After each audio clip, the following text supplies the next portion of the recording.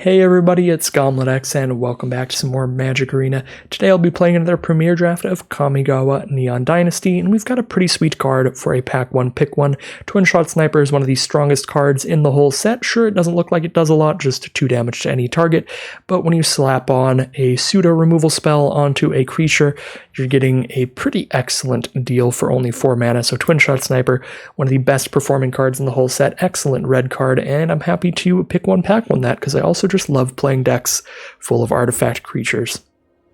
Our rare here is a lot of fun, and it has some potential combos in the set. If we do get an 8 mana walking skyscraper or something, we can ninjutsu it out for just 4, but it is a gold card, not a super duper powerful one at that. Whereas Twinshot Sniper, it's a nice mono-colored card. It's going to fit into pretty much anything nicely, and yeah, just a super efficient card. So here we are, Pack 1, Pick 2 now. Some of the better cards in here to follow up a Twinshot Sniper with. Strongest cards in the pack are probably just like Voltage Surge for the cheap removal. High Speed Hover Bike's a nice card because it can fit into any deck pretty nicely. Not super insanely powerful when you cast it, but it's consistently going to be good. Shadow Walker is one of the better ninjutsu cards, just slams in for a bunch of damage pretty cheap. But I think I'm going to take Heiko Yamazaki here, and the reason being is that she's an incredible combo with a Twinshot Sniper. If you channel your Twinshot Sniper to deal 2 damage to something, you can then attack with a Samurai or Warrior alone and recast that Twinshot Sniper for 4. So you need to wait till you have 6 mana to get full value off of her, or if you just channel the Twinshot Sniper, I guess, early in the game and then attack with her on turn 5 or something, you could just recast it for 4. Either way, she's pretty good with Twinshot Sniper, and I'm excited to try her out here. She's probably not like the most consistent card here for sure, like just High Speed Hover Bike's the easiest pick, or Voltage Surge, but we'll take Heiko Yamazaki. She seems like a pretty fun combo with Twinshot Sniper.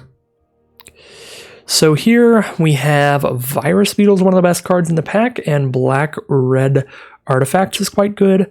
Voltage Surge is great cheap removal. Kumano Faces Kakazan is a nice cheap saga for an aggressive deck. This can do a lot of work. Deal a damage to your opponent, then the next creature you cast comes with a +1/+1 counter, and then you get a 2/2 haste. If we want to go really aggressive, Kumano Faces Kakazan is a pretty solid pick here. Again, we are passing removal twice in a row here, but we already have one removal spell with Twinshot Sniper. And red does have Voltage Surge and Kami's War, both at common, that fill very similar roles. So it's unlikely we miss forever, so I think I'm okay taking Kumano Faces Kakazan. The red rare is pretty good too. I think Kumano Faces Kakazan's better though, because this is more of a common level power level. It's a red and X to exile the top X card of your library. You can play 2 of them until the end of your next turn, so it's a draw 2 no matter how much mana you put into it. So not the craziest thing ever. I do like Experimental Synthesizer quite a bit, but Oni Cult Anvil is a great sign towards Rakdos Sacrifice, Rakdos Artifact Sacrifice, which can be a pretty aggressive strategy as well, which can leverage our cards like Kumano Faces Kakazan and Twinshot Sniper to try to close out the game pretty quickly. So I like taking Oni Cult Anvil here, attempting to push into red-black. Experimental Synthesizer is a super solid choice. This is a great red draw spell, and it synergizes well with Heiko Yamazaki, since it is an artifact we'll frequently have in our graveyard. But seeing an Oni Cult Anvil here, pretty good sign we can move towards Rakdos Artifacts. Alright, nothing much for Rakdos Artifacts here. Gift of Wrath, Crackling Emergence, and Reckoner Shakedown are all whatever, so this is a pretty easy Okiba Reckoner raid, just a good black card in general if we're playing black. Drain our opponent for 2 life and get a 2/2 Menace, all for only 1 mana. Could try to go Grixis Artifacts, but I really don't love splashing in an aggressive color pair or an aggressive strategy, and Rakdos is certainly an aggressive strategy. Just take a Simian Sling here. It's a nice aggressive card. Cheap artifact creature to get on the board for your Oni Cult Anvil and Heiko and all that stuff. Plus it gives you a way to close out the game even if your opponent has a million creatures on board. A lot of times you're going to have experiences in aggro decks where you push your opponent down to like 5 or less life, and then they just stabilize because they have so many creatures on board. Simian Sling really makes sure they can't do that, because then you can just keep chump attacking one creature a turn by reconfiguring this onto something to chip in for the final bit of damage. So Simian Sling's solid there.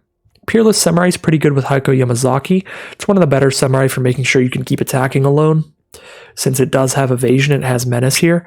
I'm not a huge fan of Thundersteel Colossus, You're Already Dead, or Kaito's Pursuit, but out of those three, I think You're Already Dead's probably the second best card here. But I'm happy to take a Peerless Samurai. Undercity Scrounger is excellent in Rakdos Artifacts and not great in pretty much anything else. But we're Rakdos Artifacts, so let's take an Undercity Scrounger here. It's just a really good combo with Oni Cult Anvil. With the Oni Cult Anvil, we can now sacrifice these treasure tokens to turn them into 1/1 servos instead. Scrapyard Steelbreaker is pretty good in this color pair. Again, one of these cards not really good in any other color pair, but fine in the Rakdos Artifacts deck. Gives us another way to use those treasure tokens. Gives us another warrior to trigger Heiko Yamazaki. I like it better than Papercraft Decoy, Brute Suit, or the Kami. Don't like it a ton, but it will be solid here, it looks like. Alright, Unstoppable Ogre, another very similar card. Very low toughness, which I'm not a huge fan of, but it should be solid here. Fillets roll well. Nice late Virus Beetle, pick 11. Happy to be in black for sure if we're going to get a pick 11 Virus Beetle. Card doesn't look like much, but it just functions really well. Pretty annoying that every time it enters the battlefield, you've already just 1-for-1 with your opponent by making them discard a card. And if it accomplishes anything else, you're having a really good time. Like, gives you an artifact to sack to Oni Cult Anvil. Or if you're in a ninjutsu deck and you can recast it, that's always a really good time.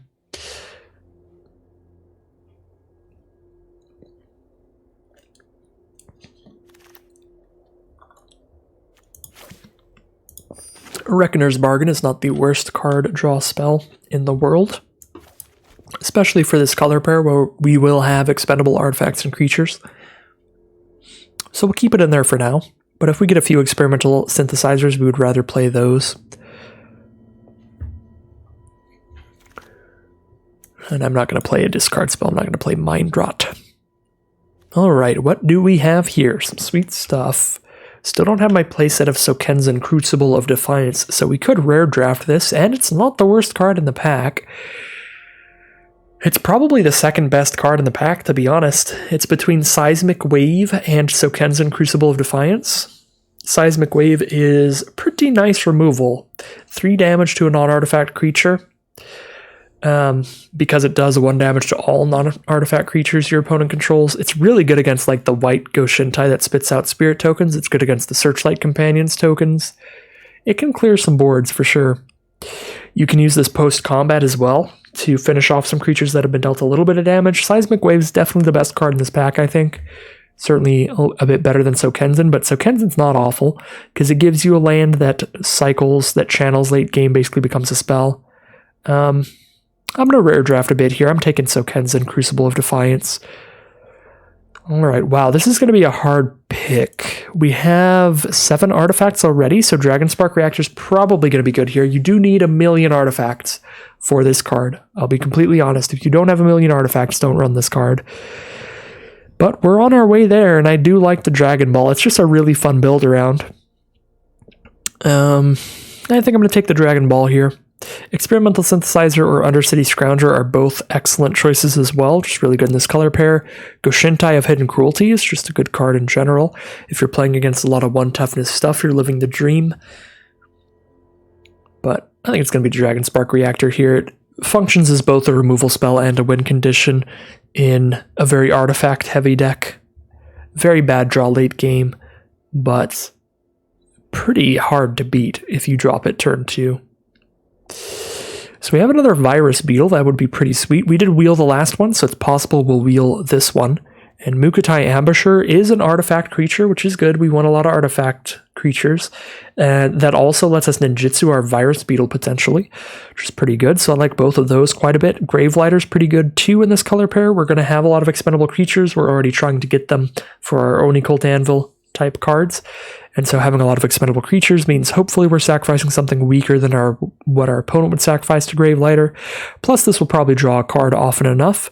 That being said, now that we have Dragon Spark Reactor, I probably want to take almost exclusively artifact cards as highly as possible, so maybe not Gravelighter for that reason. Both of these are quite excellent, Ambusher and Virus Beetle. I think I'll go for the Ambusher here, see if we can't wheel the Virus Beetle as we did the last one. Alright, pretty happy to take a Twisted Embrace here. Nice removal spell. Not much else in the pack. A ninjutsu card would not be awful here. Again, it would be good with our Virus Beetle. Walking Skyscraper's a solid finisher, but it is 1,000,000 mana. Look to be trying to be a little faster than that, hopefully. Another Steelbreaker's kind of a lot of mana. Don't love how our curve's looking, but it's pretty much the only choice there.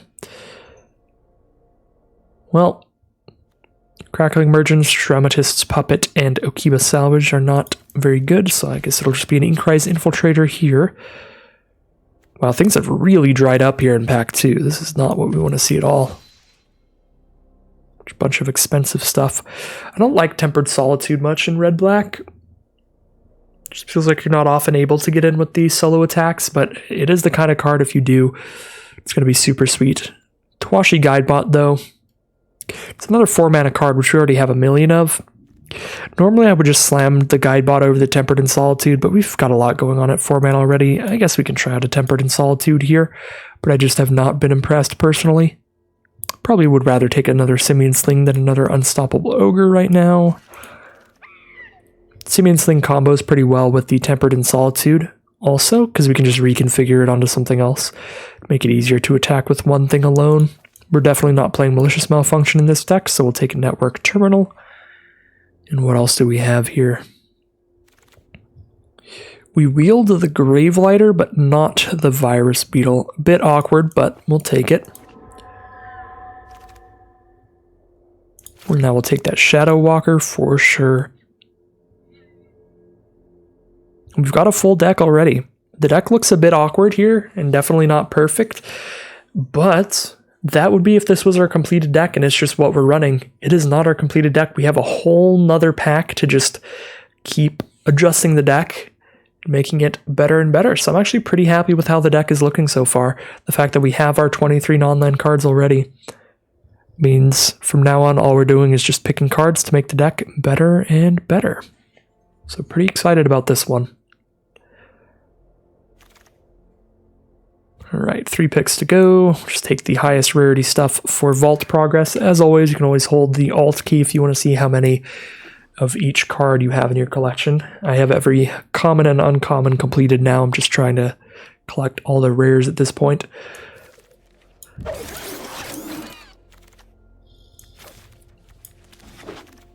Alright, Pack 3. Pick one.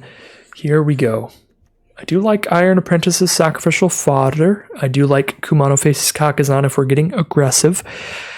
We do want more 2-mana creatures, because that is what really makes this card shine. We could take our first Experimental Synthesizer here. I definitely want some of those, and they are not wheeling at all. That being said, if we take this, we're not going to wheel Kumano Faces Kakazan either. We might wheel the Iron Apprentice. So it's one of the 2 red cards here, probably. Clawing Torment's pretty nice in an aggressive deck as well. Shut off a blocker and keep draining your opponent for life, or keep making them lose a life. This can be a really annoying card to play against. I'm going to take the Synthesizer here. Just because I definitely want some Synthesizers. Card's such a great card draw spell, such a great card to sacrifice to Oni Cult Anvil as well. I am going to take it over the Kumano Faces Kakazan. Also because we really do want to make sure we can follow up Kumano Faces Kakazan with a turn 2 card to get the +1/+1 counter value out of it. So, like for that reason, I'll take Inkrise Infiltrator here to have more 2-drop creatures. But yeah, with only like 3 2-drop creatures right now, not sure Kumano Faces Kakazan is going to be at its best here in this deck. I don't love Aki Ronin. I don't love Blade Blesser. Don't love Silencer. I could just take a Bloodfell Caves here and not be too unhappy. I do love Life of Toshiro Umezawa. This card is absurd. One of the best cards in the set. Very similar to Twinshot Sniper, where if you are lucky, this is a removal spell and a 2/3 creature all in one. And even if you're not lucky, this card is so flexible, you're doing something big no matter what. So happy with that. Oh, there's our fancy mirror box we got in the Neon Arcade event. Don't really think I need another Shadow Walker. Definitely want to take another artifact here. Chainflow Centipede or High Speed Hover Bike would both be sweet. We do have 16 creatures. Probably a good enough count for Hover Bike. Plus this gives us a great thing to crew with our 1/1 servos and our 1/1 Simian Slings. Take a High Speed Hover Bike. Be pretty happy with it. Another Experimental Synthesizer. I'm mega happy with that. Another Dragon Spark Reactor. Alright, let's go. We're going for it. Double Dragon Spark Reactor here. Probably just cut all of our non-artifact stuff for the most part. Heiko Yamazaki's a really good card, even if she's not an artifact. We're just going to move all our non-artifacts into a pile. We have 29 non-land cards, so we can cut like 5. We get another synthesizer? Well, now I really wish I just took Kamado Faces Kakazan, because now we just have 3 synthesizers. Probably would have preferred double Kamado Faces Kakazan and just 2 synthesizers, then triple synthesizer.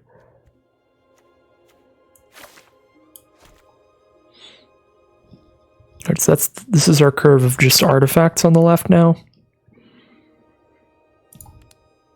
18 of them. Yeah, double Dragon Ball. I'm not cutting a single artifact.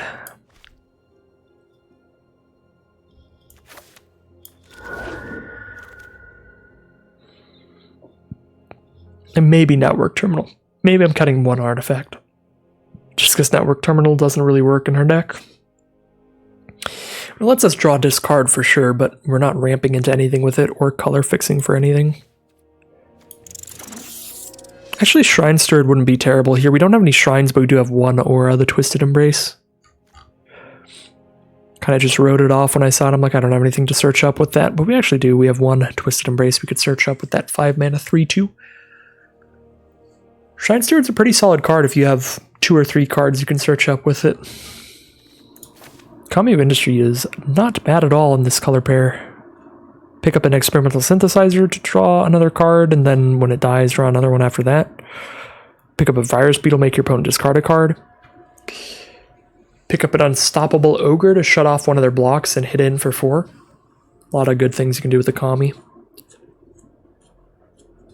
Don't think I'm playing a Return to Action or another Dakochi Shadow Walker, but I already have 1 Shadow Walker, so let's get 1 Return to Action as an option, I guess, when we get into the deck building. Give us more things we can choose between.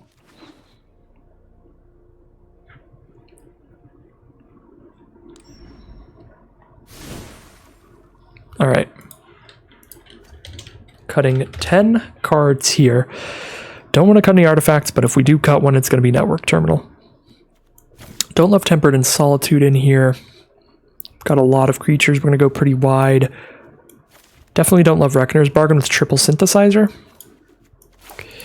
Ideally, we cut more of our 4-drops so we can consistently cast Synthesizer on turn 4 and still cast most of our deck.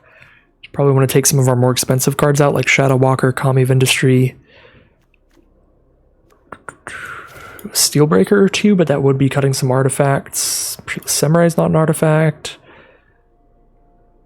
Gravelighter does seem pretty good, even though it's not an artifact. Clawing Torment I'm less sure about, with Onikult Anvil being like a slow win condition like that keeps draining our opponent for life. Double Dragon Spark Reactor, Twisted Embrace taking up our non-creature slots. Okay, we're definitely cutting Reckoner's Bargain. How many good things do we have to do with Return to Action? It's great with Virus Beetle, Twinshot Sniper. Good with some of our sagas like Life of Toshiro Umezawa. It's great with Gravelighter. There are some really good synergies with this card. It's very medium with some of our other stuff though, like Undercity Scrounger, Simian Slings, Bukatai Ambusher. It's really whatever with those cards. Yeah, I really don't feel like we're the kind of deck that's attacking alone often, so I'm not super certain about Tempered and Solitude. We also have triple Experimental Synthesizer for card draw. So I think I'm good to cut that. 8 cards to go. Probably cut the Peerless Samurai because it's too fleshy for me. I want artifact creatures, not fleshy creatures. Kami of Industry is fleshy as well, but it does pull an artifact back from the grave, which triggers another enter the battlefield effect for the Dragon Spark reactors, so it still kind of counts towards the artifact count for those. The Shadow Walker, it's going to be absurd if we can bounce a Grave Lighter or a Twinshot Sniper or a Virus Beetle. But again, there are other cards it's not that great with. Still kind of interested in it overall. I think I do want to cut the network terminal. Probably do want to cut some of the non-land or non-creature stuff.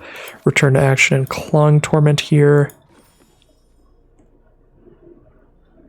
Basically have 19 creatures here because of the sagas. So now we cut a few of those. Creatures. I think I will cut 2 Steelbreaker. This is higher curve than I would hope for. Just a lot at 4. Still need to cut 2 cards here. With how high our curve is looking, I don't think we're cutting a land.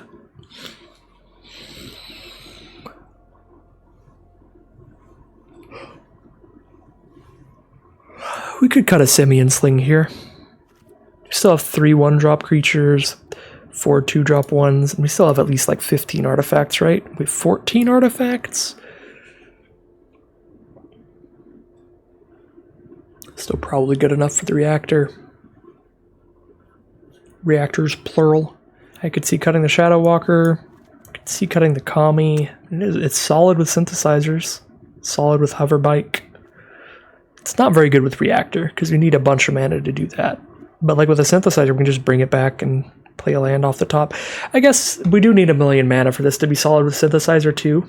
Because we'd need to be able to return the synthesizer and cast whenever it hits. So it's actually not that good with synthesizer. It's only like really good with Virus Beetle, and it's okay with Unstoppable Ogre. Yeah, I suppose we'll cut Kami of Industry in this build.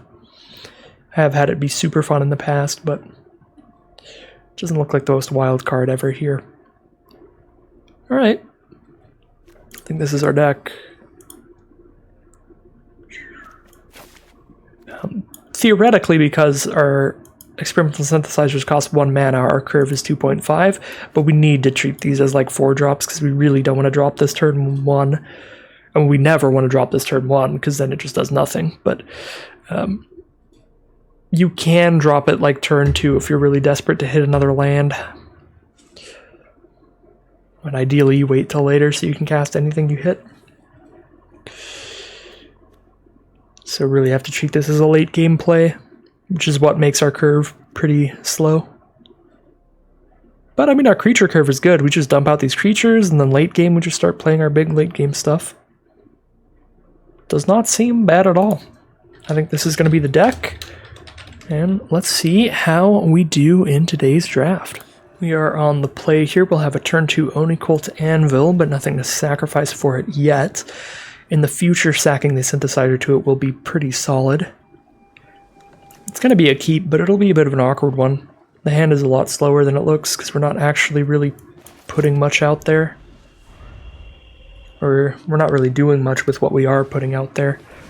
Ooh, Generous Visitor. Terrifying turn 1 play from any green deck. Green has a ton of enchantments, especially in green-white. They can play a million bajillion enchantments really quickly and just pressure us for a ton of damage super early in the game. So, Generous Visitor, I'd say it's the scariest green 1-drop.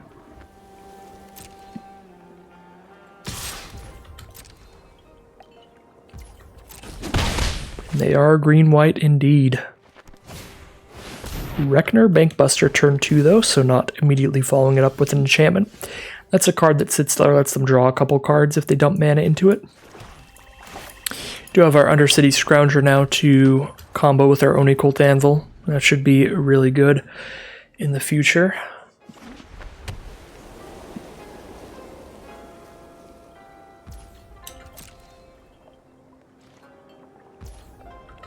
Past turn here, they're just going to draw some cards off their Reckoner Bankbuster. So if nothing else, with Kamano Faces Kakazan, we can get a 2-2 servo later. But I think I want to Experimental Synthesizer first here. See if we hit a 3-mana or less card. We do hit a Life of Toshiro Umezawa, which is very good against their Generous Visitor if they do not have a trick up here.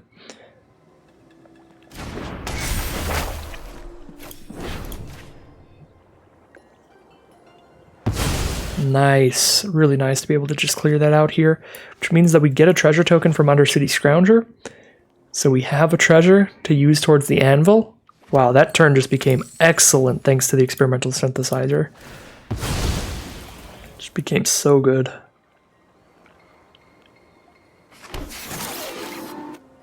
And we'll drop our Kamano Faces Kakazan again.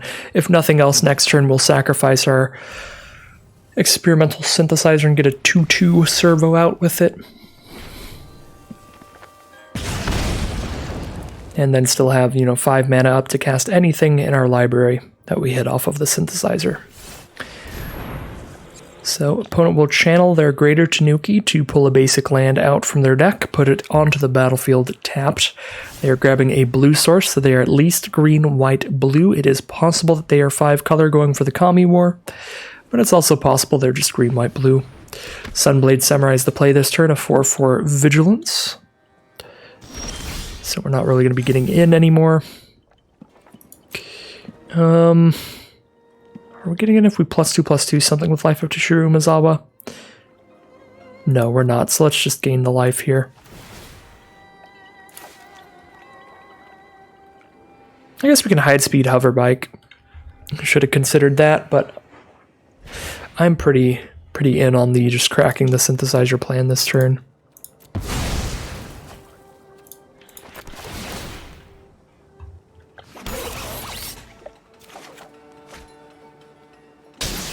Is this non-token creature? Oh, whenever you cast your next creature spell. Okay, yeah, we don't get a counter on the construct. My bad. Also, I keep calling them servos like when playing Kaladesh still. But I do get a counter on this Scrapyard Steelbreaker. Plus I have tons of sacrificial fodder for it, so this will be a very threatening attacker in the future. It already attacks well into a 4/4. So Steelbreaker, another great hit off of the Experimental Synthesizer.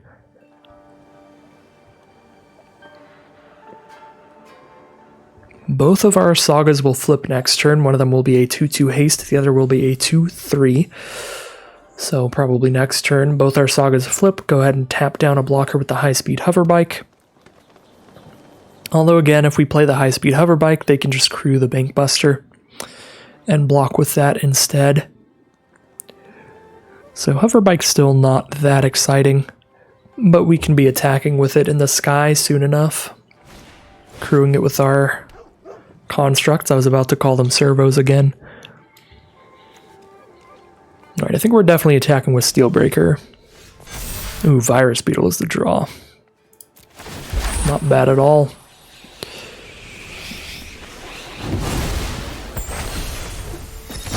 Yeah, we're very free to attack with Steelbreaker.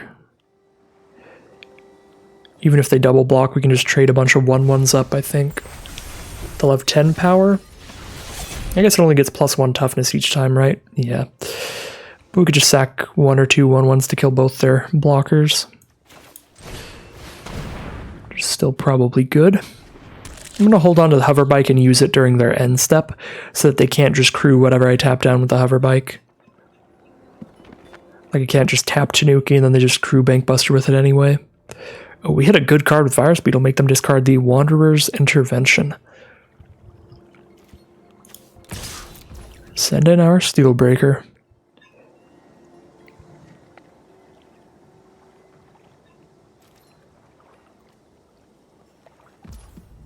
No blocks.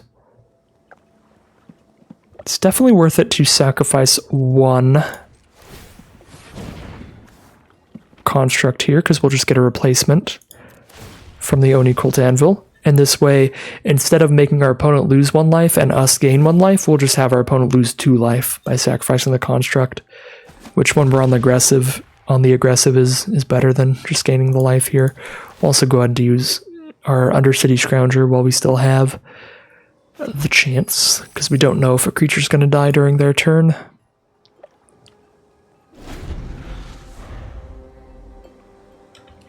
Don't think there's a reason to be holding on to this land here. Unless they just go Swamp Virus Beetle, that seems unlikely. Probably should have just played land for turn, so I have the mana up to sacrifice something to Steelbreaker if I want. But it looks like Steelbreaker is about to get exiled as long as they control Touch the Spirit Realm. Well, we don't have anything in our deck that can get rid of an enchantment, so we sacrifice the Steelbreaker here to drain them for a life.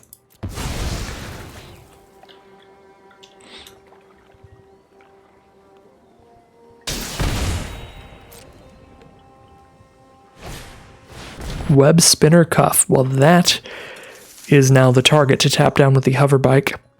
So I know I get to get it in the sky at least. I suppose if I tap down... Whatever I tap down, I know they can only block with 2 creatures. If they can only block with 2 creatures, they block here and take 1, 2, 3, 4, 5, I guess, because we're doing 1 more damage.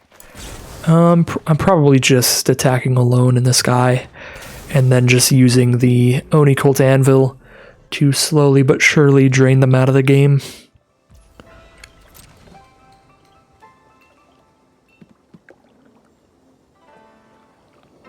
Be very surprised to see them attack at all here. Alright. Hako Yamazaki. No warrior out right now, but she could be quite good in the future.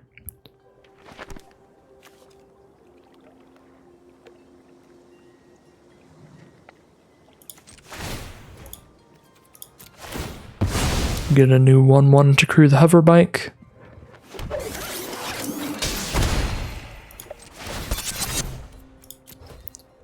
Send it in for 2.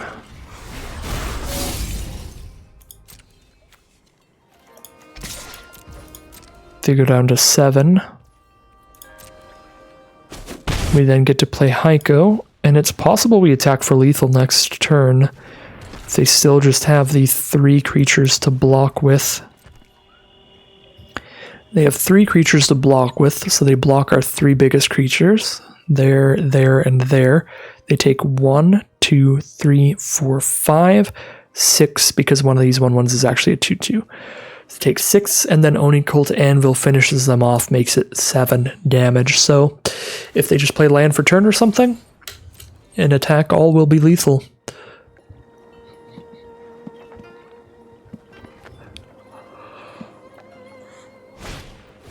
They do play another blocker. That changes the math, and it is not quite lethal anymore.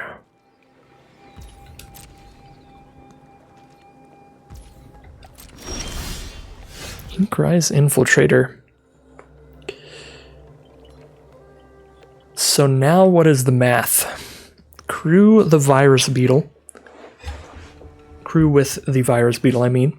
They should block these 4, because these will all be 2 or more power. They take 4 damage and go to 3 life. They go to 3 life, and Oni Cult Anvil still kills them quickly. And then we play another flyer as well. It's probably worth it.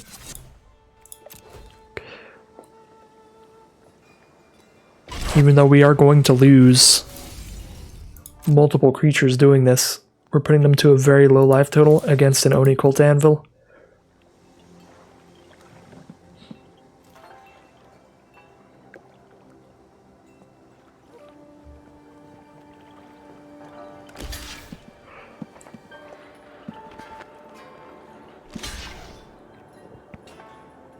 They go to 2 life if they block one of the 1/1s.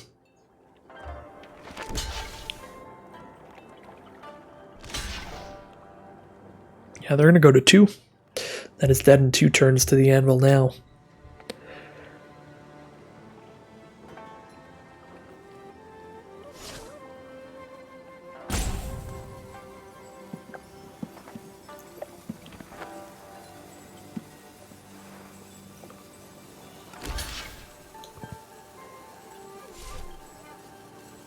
Redoing the blocks here, I think they're going to try to go to 3 life, it looks like.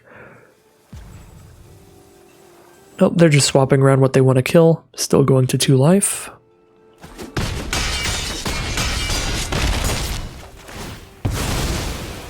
Get our 1/1 out of that anvil.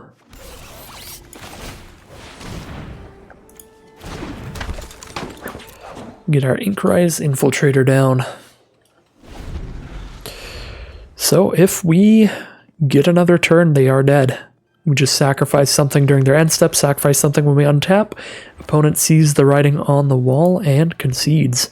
That will be 1-0 for Double Dragon. Game 2 here. Kamano faces Kakazan turn 1, Oni Colt Anvil turn 2. Not a great combo because we're not getting a +1/+1 counter on anything, but still going to be an aggressive start. Commune with Spirits turn 1 from our opponent, digging a land or enchantment from their top 4. I don't know if you've ever missed with a Commune with Spirits before. I have. It's a horrible feeling.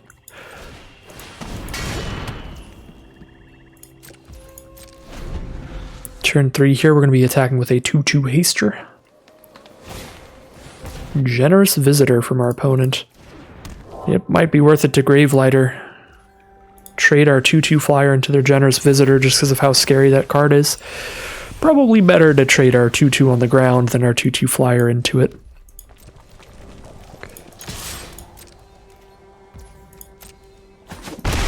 Yeah, we'll do that. We'll trade our 2/2 on the ground into their 1/1 on the ground that has a very good ability.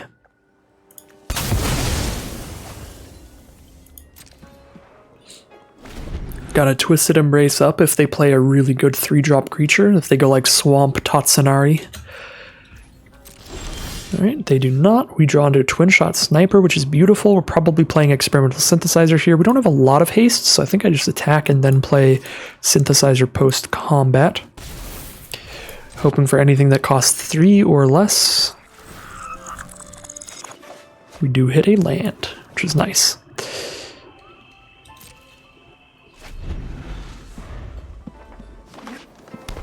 Well, if nothing else, we could just get aggressive with the Synthesizer and make a 2/2 out of it right now. Oh, it's only as a sorcery. I should have done that during my turn. We would have made a 2/2 plus a 1/1 out of it. Thanks to Oni Colt Anvil.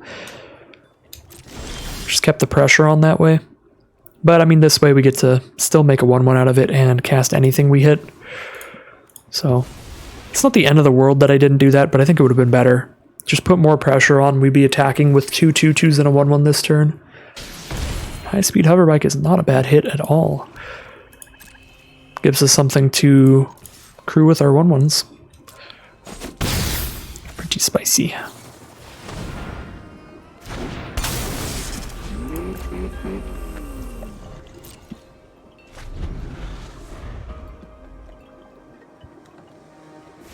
Alright, well, unfortunately our opponent on a 2-color deck at least there, just stuck on green mana all game. Probably like another green-white enchantment deck, and they were hoping to ride that Generous Visitor to victory, but the Visitor got blown up and they just never drew the white source, so that'll happen. It's a pretty big assumption. They could have been any 2-color deck trying to ride the Generous Visitor to victory. So here we are now in round 3, another game on the play with great turn 1 plays. Probably go Reckoner Raid first. So we get our 2/2 Menace out sooner. Although turn 1 Simian Sling allows us to potentially turn 2 Mukotai Ambusher with that ninjutsu. But we can still turn 3 ninjutsu the Ambusher out, and it'll be a guaranteed ninjutsu if we're attacking it with a 2/2 Menace. At least it'll be not guaranteed, but quite likely. I guess it won't be till turn 4 because this isn't Menace Haste, it's just Menace. Yeah, I'm cool for Simian Sling turn 1, maybe go for Ambusher on 2.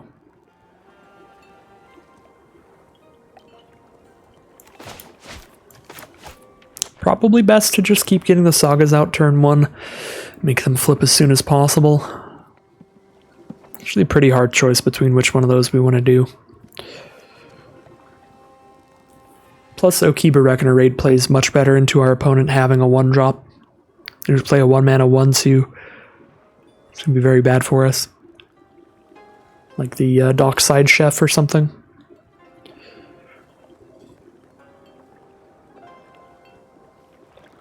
Opponent still choosing mulligans here. Looks like a mull to 6 it is.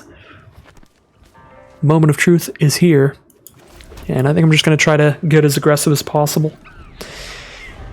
Hope for the turn 2 Mukotai Embouchure. Alright. This also makes the Mukotai Embouchure look pretty bad, because they probably will just burn it away if I play it. 1 mana, 2 damage. Alright. Not the end of the world. At least they did that before I went for my ninjutsu. That would have felt really bad if I went for my ninjutsu for 2 and then the ambusher's just dead. We can set up Kamano faces Kakazan here, or just play our 1/4. Set up our Kamano faces Kakazan. Then if we don't hit a land, the 1/4 is a 2/5. If we do hit a land, we play a 4/4 trampling Heiko Yamazaki. So we're playing against a red-green Goshintai of Boundless Vigor from our opponent as a 2/2 here. Drawn to Oni Colt Anvil. Be very good with our Undercity Scrounger in the future. I do think I want to play the Scrounger first.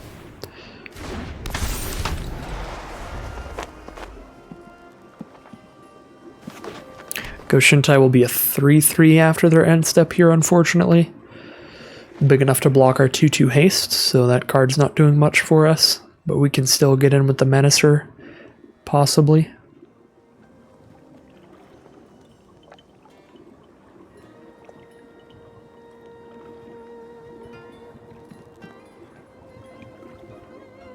Four cards in their hand and 4 mana up. Invigorating Hot Spring it is, gives all of their modified creatures haste and gives them 4 +1/+1 counters to put where they want. They're just going to immediately start jamming them onto the Goshintai of Boundless Vigor. So it's now a 4/4 to really make sure it can block well. Unstoppable Ogre should be very helpful.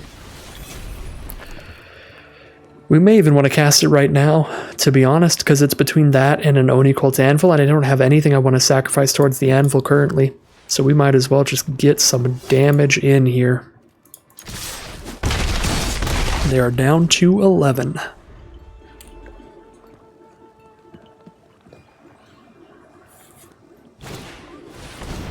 Roaring Earth will let them put a +1/+1 counter on something every time they play a land, so they're going to make 1 absolutely massive Goshintai. So hopefully we can draw into our destroy target creature Twisted Embrace to get rid of that, but if we can't, that is a pretty big deal. It's not going to outrace us, nor can it block multiple creatures, but it is still massive.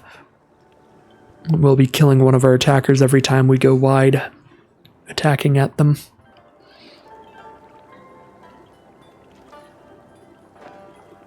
Yeah, luckily they are on the back foot enough here that they're just going to have to hold it back as a blocker.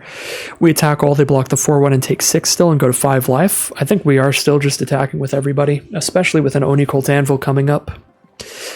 We will play that pre-combat as well here, I think. It's between that and playing Heiko. I think playing the Anvil's better, because if we play the Anvil, if one of our artifact creatures dies on blocks here, then we get a 1/1 construct out of it. And this way we can still ninjutsu out a Mukotai Embouchure with our extra 2 mana. Alright, and I really like doing that with the Etching of Kumano, because that's just a strict upgrade here. Turn our 2/2 into a 3/2 lifelinker, plus we get to recast Kamano Faces Kakazan to do damage to our opponent again. I like this better than ninjutsuing the Nezumi Road Captain, because that one has Menace. So I'd like to keep a Menace creature on the board when they only have the 1 blocker here. Unfortunately, a Kami's Flare from our opponent is going to go ahead and kill the Ambusher. I may as well get the life drain out of it then. Sure, I'd still be getting a 1/1 when the Unstoppable Ogre dies, but I'm not getting any life drain out of the Ogre dying. I guess I could have just sacrificed the Ogre in response to them blocking the Ogre as well. It's another option, but guess this way's slightly better, technically, because then I stopped them from dealing 2 damage to us with Kami's Flare. Unfortunately, another big blocker for our opponent. Luckily, we're in such a position, I don't think they can ever afford to attack us, really. Facing this Oni Cult Anvil this low on life? I mean, they're going to go for it. Yeah, they're going to go for it. We'll take it. 100% down for that jam. Make the Jukai Preserver a 5/5 so it can block and kill Scrounger, but they still take 3 from the other 2 creatures. Take 3 from the other 2 creatures, a 4th damage from Anvil, a 5th from Kimono Faces Kakazan. If they can't kill the Anvil, they are dead, dead, dead.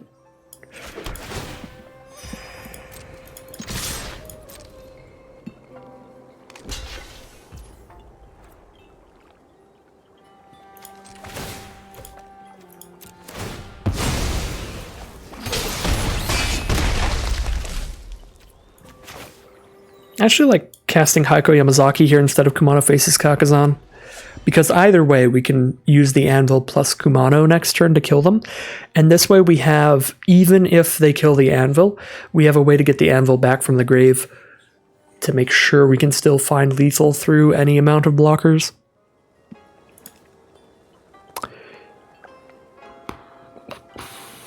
And then even if they like exile the Anvil, we can get a Simian Sling back to try to win a turn after this. It's just a more resilient way to win. Just having a Heiko Yamazaki down. Thundering Raiju. I'll probably just try to attack for lethal. Yep. Attack as hard as they can, but they have no more cards in hand, so all we need to do is make sure we don't take lethal on board, and we'll be fine. So just to chump block the non-tramplers. And go to 6.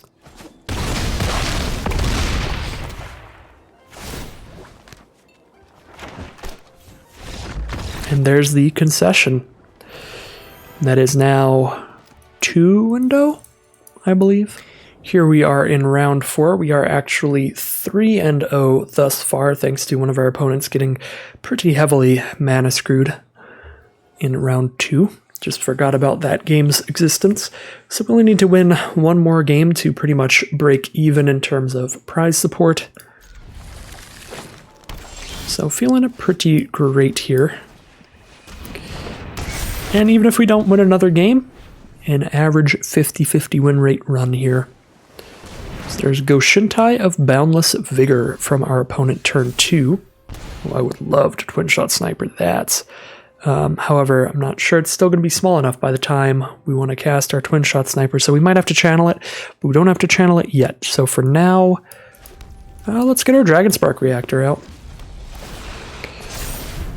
Could see an argument for Inkrise Infiltrator, but with Dragon Spark Reactor, we really pressure them to make that Goshintai bigger, soak up the mana into that, and then we can still just kill it with Twinshot Sniper's ability, if nothing else.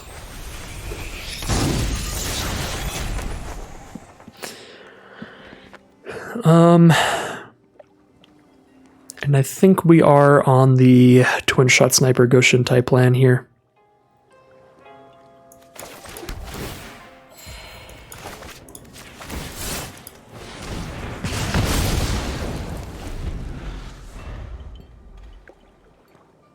It is unfortunate to have to channel it, because if we gave it another turn, it'd be a 3/3. I guess I should have waited, since channeling is instant speed, I should have waited until their end step, force them to spend the mana on it again, and then when they spend the mana on it, we shoot it down. That way they couldn't have cast this Goshintai here. That would have been better for sure. To get to attack him with Nezumi Road Captain, get a Mukotai Ambusher down, and unless they play another Shrine, it's not like they can kill it. Plus then Reactor's big enough to kill the Goshintai. That seems pretty good to me.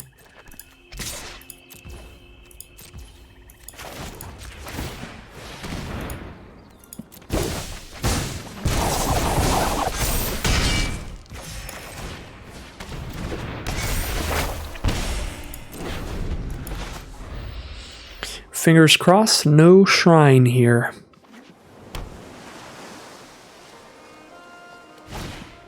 Tales of Master Sashiro, make that shrine a 3/3, alright. Keep the shrines out of range. Can 1-for-1 trade our Mukotai Ambusher into it. That's not that bad for us. Especially because it stops the Tales of Master Sashiro from putting more counters on anything, because they just won't have a creature out anymore. No blocks is the choice. So now we Experimental Synthesizer. If we hit a land, we'll just crack our Dragonspark Reactor. And if we hit something better, we'll play that instead. We do hit a land, so now we'll just crack the Reactor. Kill the Goshintai. Again, keeping the Tales of Master Sashiro from putting another counter on anything. Inventive Iteration. That will really slow us down. Pretty annoying rare. Bounces one of our cards, returns an artifact from their grave, or draws them a card, which here it's just going to draw them a card. They don't have an artifact in grave. So yeah, bounce one of our cards, then they draw a card, and then they get a 3/3 flyer that shuts off our ability to cast stuff. So we have 1, 2, 3, 4, 5, 6 mana if I play this, which means we can play Steelbreaker plus Infiltrator here. Get as many creatures down as possible. Tales of Master Sashiro has flipped as well. They have a 5/5 Vigilance now, but it is on the ground. So our Inkai's Infiltrator is threatening a lot of damage in the sky. If they have removal, I'd expect it to take out the Infiltrator here. Hidetsugu, Devouring Chaos, pretty fancy rare. They do have Uncharted Haven for a red source, so they can start trying to use that for removal. This is an easy 1-for-1 trade here. Get a creature out of the way so the menace creature gets in here. And 1, 2, 3, 4. We don't have the mana to double pump Infiltrator, so we don't have lethal, but we can put them to 1 if we ninjutsu Mukotai Ambusher down. So they can't block either of these, so we can buff the Infiltrator plus return Nezumi Road Captain. Actually, we do have lethal, right? 1, 2, 3, 4, 5, 6, 7. Yeah, we have enough mana to go pump for 3. Ninjutsu for 3. That hits for 6. And then 1 final damage from Okiba Rekner Raid hitting the board. That's lethal. Pretty disgusting stuff from the Mukotai Ambusher that game. That is going to be 4-0 now. Round 5 now, 4-0. Really great start here. We have Kumano faces Kakazan into an actual turn 2 creature if we want. However, we also have Dragonspark Reactor and Oni Colt Anvil with a sacrifice fodder like Virus Beetle. And Dragonspark Reactor with Oni Colt Anvil is a really good combo because it's going to keep getting a charge counter on the Dragonspark Reactor every turn because we'll keep getting a 1/1 construct every turn. So we're probably just playing our turn 2 Dragonspark Reactor here, rather than getting this +1/+1 counter value. Let's make sure this Dragonspark Reactor gets as big as possible. Playing against green-blue, Teachings of the Kirin here, turn 2, pretty good saga.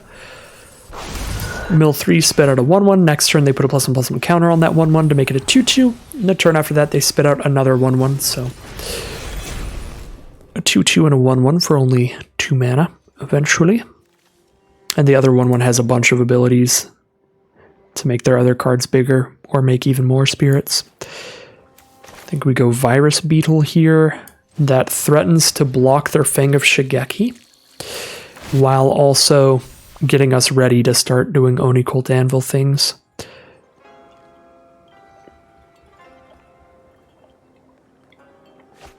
I think we do want to send an Etching of Kumano here. It's possible I really play the long game and hold back blockers and try to just control the game with an Oni Colt Anvil, but I like keeping some pressure on my opponent here.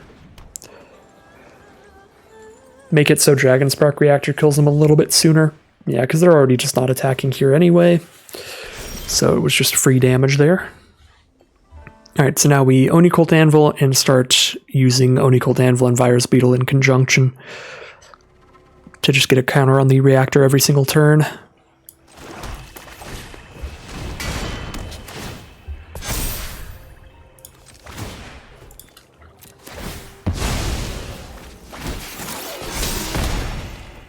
And we'll keep sacrificing the servo and getting another servo off of the Oni Colt Anvil. If they attack in a way where a 1/1 is going to be a good blocker, like blocking the Fang of Shigeki or something like that, we'll still just trade it off and then sacrifice an experimental synthesizer or ogre or something. But it would be ideal if we can just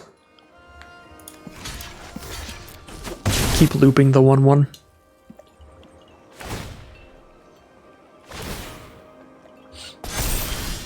Alright, so we do have 4 mana here. So we can play Synthesizer, hope for a 3-drop or less, but then if we hit a red card, we're screwed because we only have 1 red source. What do we have that costs 3 or less?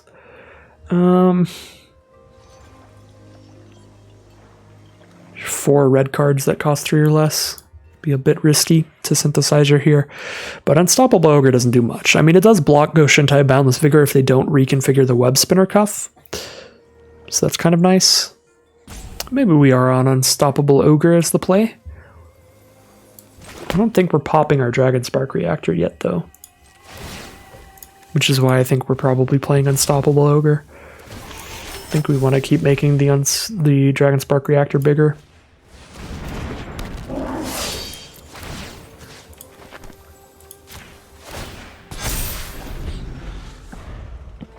Might try to use the reactor for lethal, rather than just clearing out the Goshintai of Boundless Vigor. Ooh, Blossom Prancer is going to make that harder. It's either going to draw them another creature and help them get really aggressive here, or it's going to gain them life, and they've chosen to draw another creature. We are definitely blocking this with our 4/1 Ogre, because the more it attacks, the more value it gets. It keeps getting +1/+1 counters on their cards, or 1/1 spirit tokens to their board.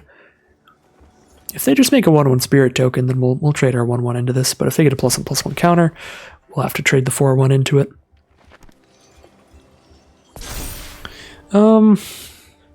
Yeah, I feel like I'm supposed to trade here to stop them from getting more value, but then the other thing I have to consider is the fact that my 4/1 can trade into their 4/4, and it is getting them counters and spirits pretty slowly, and we're at 21 life.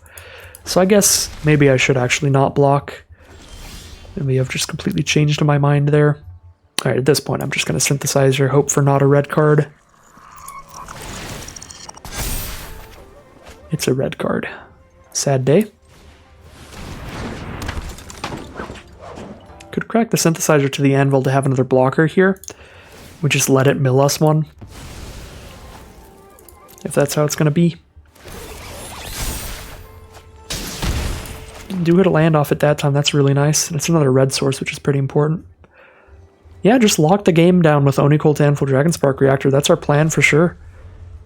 They're already at essentially 6 life, because Dragon Spark Reactor hits for 8 here. Tapping down the Unstoppable Ogre is a pretty big deal. Can't block their 4/1 well anymore. Or can't block their 4/4 well anymore.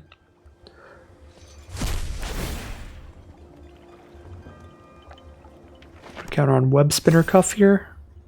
No, put a counter on the Cure and Touched Orochi. Got a free block on the Web Spinner Cuff then. Take 7. Oh, this is a trick. Oh yeah, they've got the Ninjutsu to pick up the Blossom Prancer, I guess. Pick up the Cure and Touched Orochi. Oh no, they have Kappa Tech Wrecker? That's disgusting. Yeah, we're not going to win against a Kappa Tech Wrecker. That's the green Twinshot Sniper, although probably even better, because if you ever ninjutsu it out and hit your opponent, you're just exiling one of their artifacts or enchantments, which there's a million artifacts and enchantments in the format. A lot of them are very important, like a Dragon Spark Reactor. So that, I mean, kind of just demolishes our whole game plan. Now we can just sit here and try to drain them out with Oni Cold Anvil for a really long game, but we still just die over time. That way, because their creatures are just bigger. I mean, I guess we have a 5/5 to play here. Yeah, it's not time to concede yet. As much as I would love to after that, because that was disgusting. We're just not quite dead yet. Still have a chance of Oni Cold Anvil finding the victory.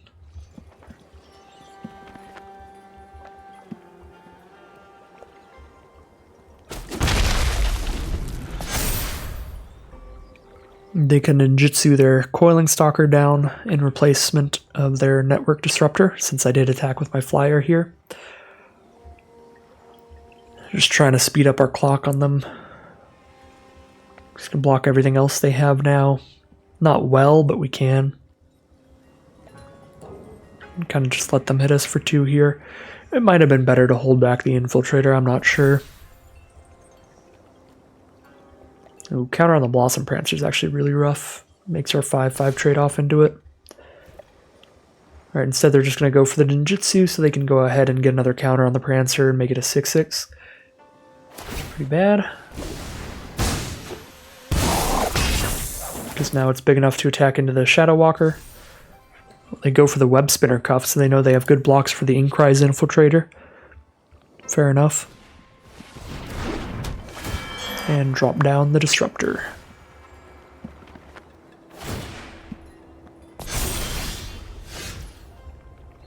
Skirmisher doesn't do much of anything here. So I guess we just drop it down anyway, because we don't need to buff our Inkrise Infiltrator. Because even if we do, we're not getting in there.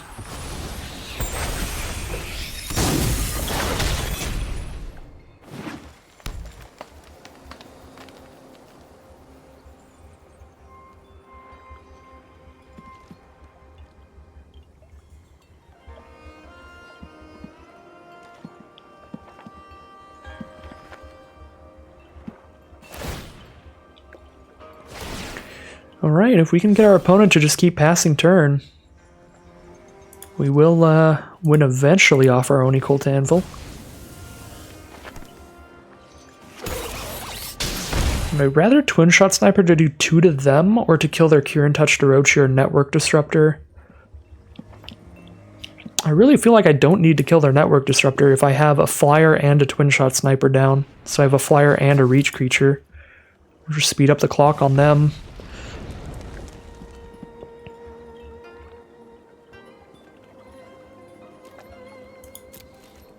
As much as we can.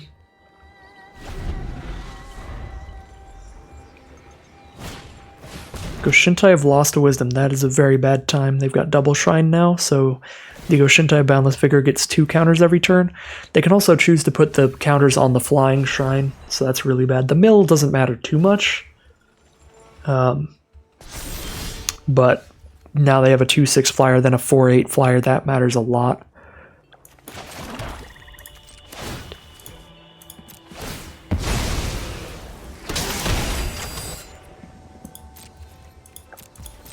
They did mill our Heiko Yamazaki, which would have been a great draw.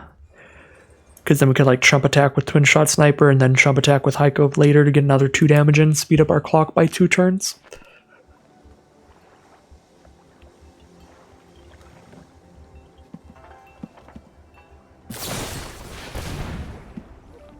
Alright, can't do anything about that. That's Death Touch.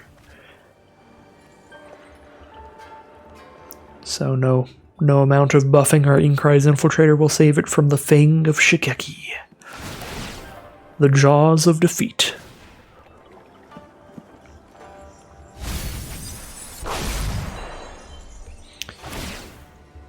Flyer is a 4/8 now. Just more land.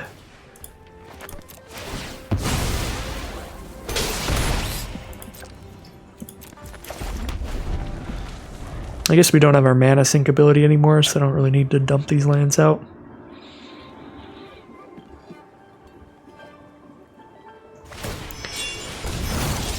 If we wanted to hold them for any reason. But yeah, no. Shrines are just, they're such good mana sinks, they're always going to win if the game gets shut down like this. Or locked down like this.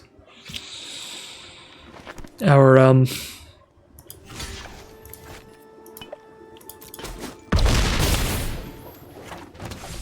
Dragon Spark reactor was really our one plan for outracing their mana sinks. So the Kappa Tech Wrecker has wrecked our soul. Reckoner Raid, actually. I mean, like, we're still doing the Oni Cult Anvil half of the Dragon Spark Reactor, Oni Cold Anvil way to try to grind this out. Which is good. Oni Cold Anvil can grind out victories by itself sometimes. So, I mean, they are down to 4. They're essentially down to 2 next turn. So if we draw like some way to bounce our Twinshot Sniper, which we don't have, but like there are draws that get them killed in 2 turns. I don't think there's any draws that get them killed in 1 turn. Like if we draw a Simian Sling or something, it'd be very spicy. I believe we have to just Trump Block in the sky here, go to 5 now. But they've milled our Heiko Yamazaki, so that's not... It's not possible. We draw Heiko and then attack with Ogre and cast Twinshot Sniper for the win. As cool as that would be, it's not a possible draw at this point.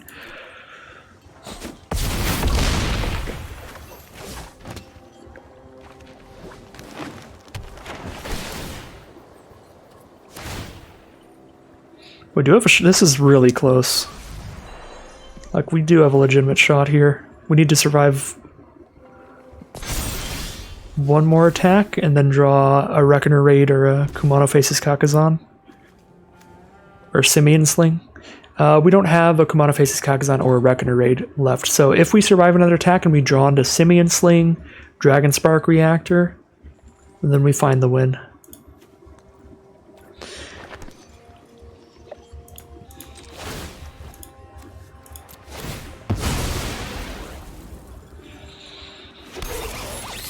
However, we don't survive this attack. We just don't have enough creatures. So yeah, that'll be game. We have Chump blocked in the sky now, so now we take 6 in the sky guaranteed, going to 1. We can't block enough trample damage, possibly. Even if they attack with just the shrines, but especially if they attack with more. Actually, we might survive. Wait a second. If they attack exactly like this, we might survive. Because they're attacking for like just 7 in the sky, so if they attack with just these 2, we die. But now we can guarantee some lifelink. So as long as we block with 8 toughness, so 1, 2, 3. I'm sorry, no, 1, 2 plus 5, 7 toughness, 8 toughness. And we may as well block with everybody to be as safe as possible. We've got 1 more draw step, no matter what here. I think if they attacked all, we would just be dead here. But this way we've got a shot if they can't instant speed kill our lifelinker. If they attacked all, or if they attacked with just the flyers. Okay, so now we could top deck like Simian Sling here. Yeah, I should have left 1 creature that I didn't block with, because we can sacrifice the Oni Cold Anvil to itself, so we don't need to have an artifact still on board, but we do need to make sure we still have a creature on board to attack with a Simian Sling equipped. If we draw into Simian Sling. No, they milled it! Oh, but we drew Dragon Spark Reactor! We had both outs on top. We had the Simian Sling Dragon Spark Reactor. Oh my god. They milled the Simian Sling, but they sure didn't mill the Dragon Spark Reactor.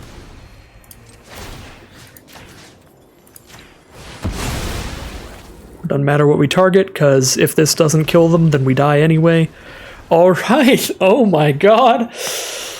That was an incredibly close game. What a lucky ending to that. We had both of the answers waiting on top, the Simian Sling and the Dragon Spark Reactor. So even though they milled the Simian Sling, still draw into the Dragon Spark Reactor for 5-0 now. We are now in the net positive, in the money in this Premier Draft. We're in round 6 now with a pretty awkward hand. This seems too slow to me. Synthesizer's kind of a late game play. Hoverbike doesn't really count as a creature. Not really doing much till turn 3 minimum, and we might not even hit the land to get there. This is going to be a mulligan to me. This is also pretty awkward, but at least we have Sling to crew the Hoverbike, so we'll be keeping this one. Actually, probably getting rid of Twisted Embrace here. One of the better cards in hand, though. I really don't want to get rid of a land, though. When we have the Synthesizer that wants us to have a lot of mana, we want the mana out to play this and then also to sacrifice it and get value each time. I don't want to get rid of Sling or Hoverbike. So there are starting plays and they function well together. Now we have a Dragon Spark Reactor. I'm going to get greedy here and just wait till turn 2. Could be bad against blue-black, because this will give them an opportunity to ninjutsu us if they get a 2 drop down, but luckily they didn't. And say, if we don't play a creature turn 1, turn 2, and they play like Virus Beetle turn 2, that gives them a pretty big opening to attack and ninjutsu with the Virus Beetle on turn 3, because this is their turn 3 now, where they would have had a Beetle down if they were lucky. And we would just have a Dragon Spark Reactor. No blockers. Chain Flail Centipede is the play. Let's just start working on our Dragon Spark Reactor. Get a couple charge counters on it. We'll tap that down with a Hover Bike to stop it from hitting us for 4. Or stop them from casting a ninjutsu card.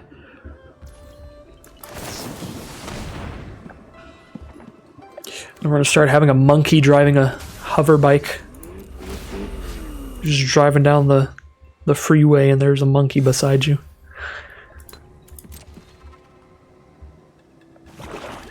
Gotta be a stressful situation for our opponent.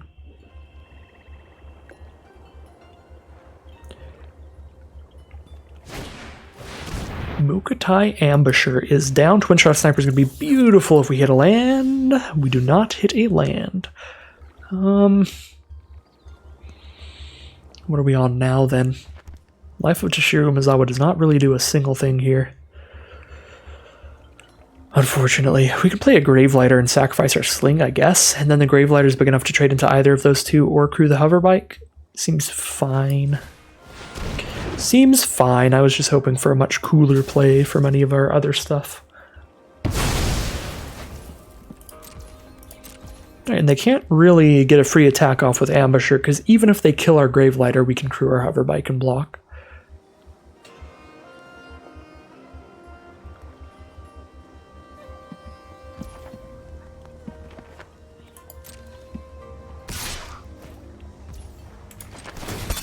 They could kill our hover bike, I guess, with removal.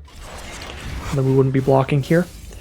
But I would rather trade off with the 2/2 flyer that I have to crew first, than the 2/2 flyer that I don't have to crew. It's just the strictly worse creature on board. Inventive Iteration. Friggin' bounce spells. I hate them. So Gravelighter, we can't recast Gravelighter right now. I guess we can experiment with Synthesizer for anything that costs 3 or less. This Life of Toshiro Mizawa doesn't do a whole lot here either. Twinshot Sniper doesn't have any targets.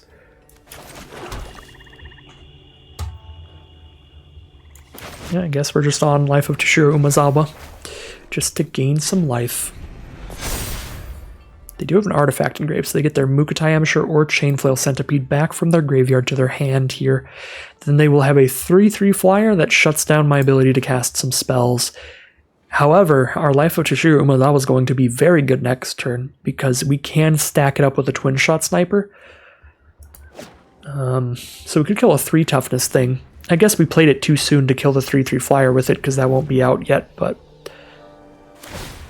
we could. Alright, they're just going to go for Roadside Reliquary rather than drop the Mukotai Ambusher, which makes our Twinshot Sniper still super bad. I guess they're just playing that way because we have a revealed Gravelighter in hand. I think I want to play Sokenzen just to have more mana out, so when we do sacrifice the Synthesizer, we are more likely to cast something off of it. But I do believe I am passing turn here again. Now the Inventive Iteration flips into a 3/3 flyer. They'll probably cast a Mukotai Ambusher or any creature so that if I cast Gravelighter, it doesn't kill the Living Breakthrough. I suppose they could cast any 3-mana card to stop me from casting Gravelighter next turn. Yep, there's a 3-mana card, so I cannot cast Gravelighter this turn.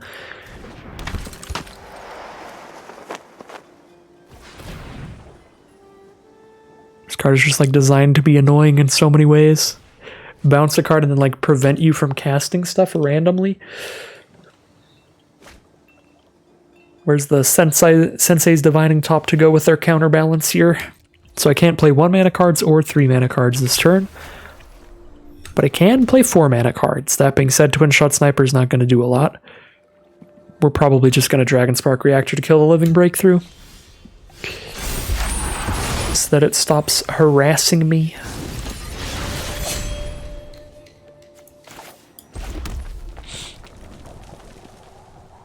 That, or we crack a synthesizer with only 3 mana up. It's not bad, but I already played land for turn like a doofus, so I guess I'm not on the synthesizer plan here. If I waited on my land, I could have just cracked synthesizer and done the same thing I did when I first played it, which is just hope for a 3 mana or less card.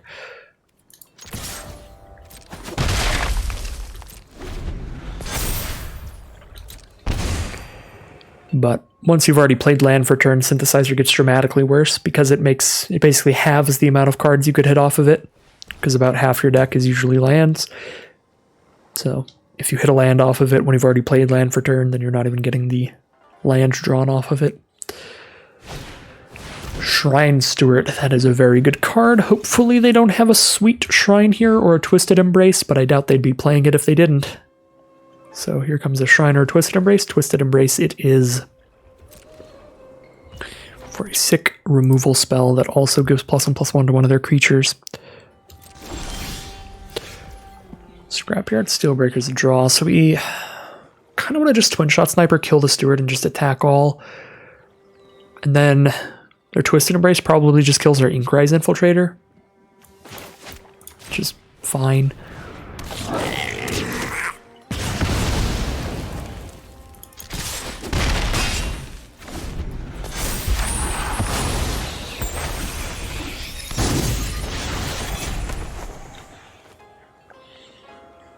Guess we could have held Twinshot Sniper to try to kill their Lifelinker eventually. Not too worried about killing their Menacer, though. Opponent living the value dream. Kami of Terrible Secrets is drawing a card for them here, too. Roadside Reliquary drew them 2 cards as well earlier.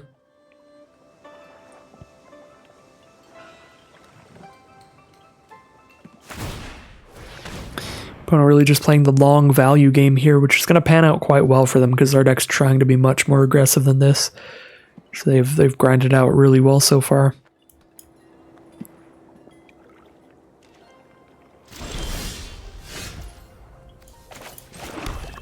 I keep forgetting about my synthesizer.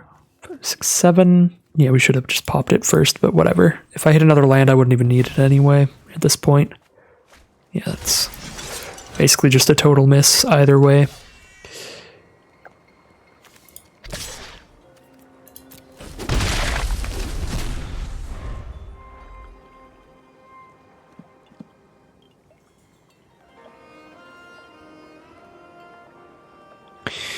But it is definitely better to have a land in hand than a land in exile, which is how it would have been if I didn't play land for turn before I synthesized. That way I'd at least have some breathing room against Virus Beetles or the long reach of Night or anything like that. So it is still important in those situations to crack your synthesizer before you play your land. Unlike how I have played.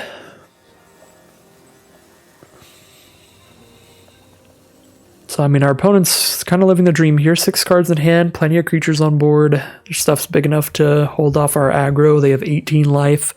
I really don't see how anything could go wrong for our opponent here. But we'll do our best to find a way.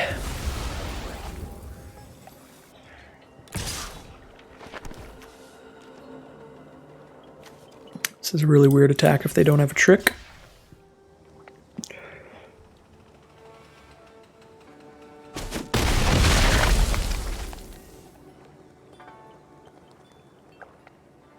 Maybe they were trying to pop off some kind of ninjutsu or something. But trading a 2/3 up into a 3/3 menace seems pretty good to me.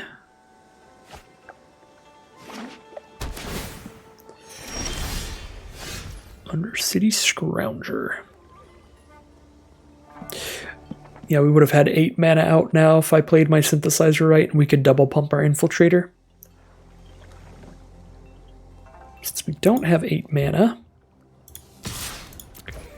we'll just single pump it. Play another flyer. That's not the flyer. That's not the flyer. I may be slightly out of it. My apologies. We wanted to play Gravelighter there and sacrifice the 2/2 Samurai.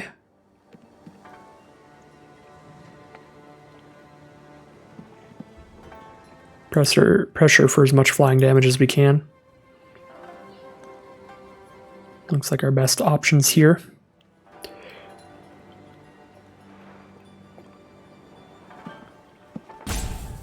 Just got my cards mixed up.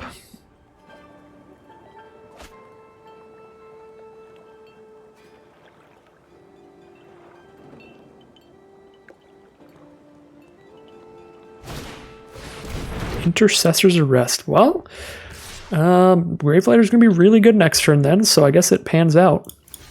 They are really trying to get a ninjutsu off here. Trade our 2-3 reach into their 3-4. Or the 2-2 vigilance, or do they have a trick this time? They have a trick this time. Okay, to kill both of them.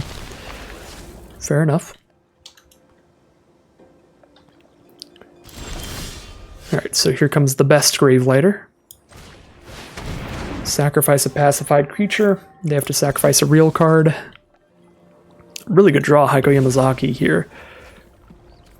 Where if she doesn't die next turn, we can attack with her alone to recast a Twinshot Sniper. Like if they play a Mukotai Amateur or something. We're probably not going to be doing that. If our flyers don't die, we're probably going to want to just keep attacking with the flyers.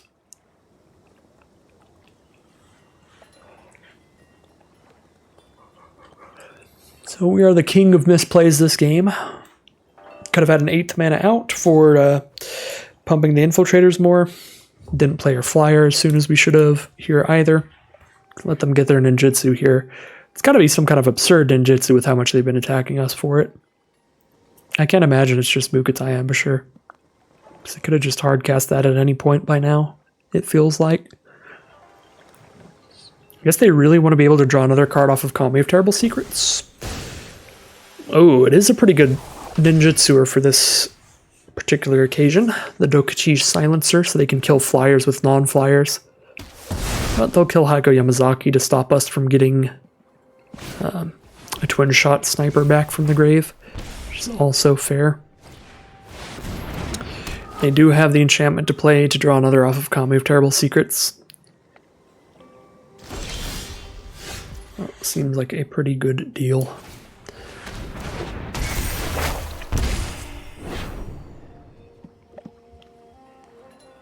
Well, do what we can. We're down to 11 now.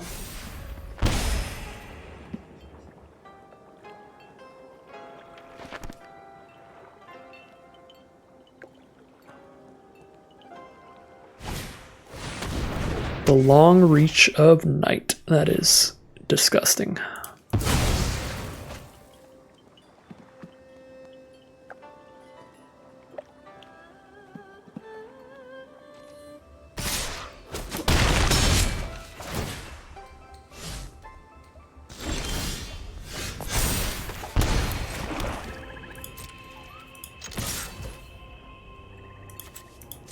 Guess I should have discarded the land instead of sacking the creature here.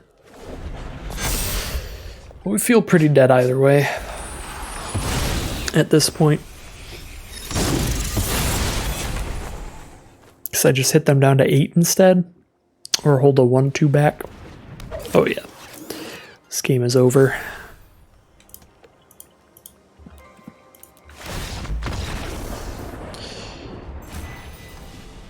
Felt like the kind of game that was over since the point where we both had like 3 creatures out, but I had 1 card in hand, they had 5. Lasted a lot longer than I thought it would from that point on, but just some very, very good 2-for-1 value plays from our opponent will bring us down to 5-1. Round 7 now, 5-1. Pretty great start. Virus Beetle into the Oni Cult Anvil.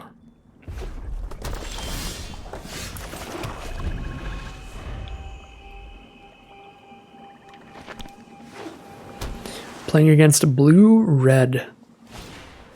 The Papercraft Decoy to start. Well, now I have a Dragon Spark Reactor, so now I want to play Dragon Spark Reactor. And take some Papercraft Decoy damage here. Not that threatening if they ninjutsu it here, unless they have the one-mana ninjutsu card. That would be brutal. If they ninjutsu it with the single blue mana one, and then have the 2 mana to draw a card off of it. Looks like no ninjutsu here, though. Blue, red, and green. It could be a Kami War deck, or just blue, red, green. That happens, too. I think we do just play Virus Beetle here, and then next turn we'll play Oni Cold Anvil and High Speed Hoverbike. And our Dragon Spark Reactor is really going to be popping off.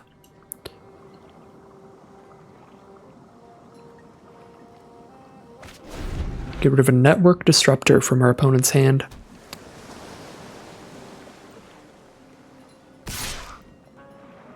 Attack with the Peerless Samurai alone, so the next card they cast costs 1 less to cast. They can spend 4 mana to cast a 5-drop this turn. And that card also has Menace, so we couldn't block that.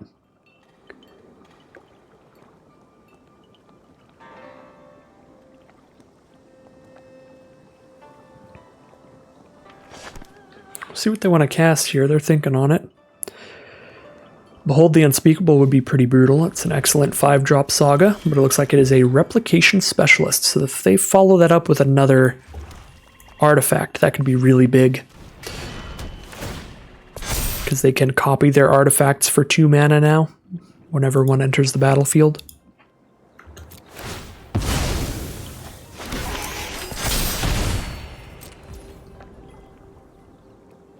I think I'd rather play the Hoverbike than the Infiltrator right now.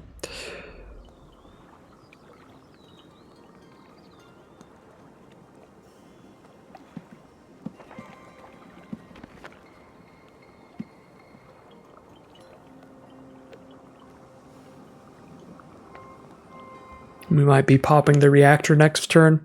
It's probably best to just pop the reactor whenever it's moderately big, like big enough to kill a good creature and deal some damage to your opponent. Because this format does have a lot of good removal to get rid of artifacts and enchantments. So that did cost us a game earlier that we were holding on to that reactor with 8 counters. Or actually we won that game, I think. Yeah, it almost cost us the game though. That our opponent managed to kill it before we could do anything with it. So Replication Specialist kind of served its purpose. It did its job. They have double Patchwork Automaton here, which is very threatening as they cast more artifact spells this game. Gravelighter is actually pretty good here, but I don't think it's as good as just killing this Replication Specialist before they really pop off. Because next turn, they're probably already planning on casting an artifact spell, so they're just going to cast it and duplicate it with Specialist. Yeah, I really think we're supposed to just kill Specialist here. And we might as well get 1 more damage out of the reactor by getting another artifact down first.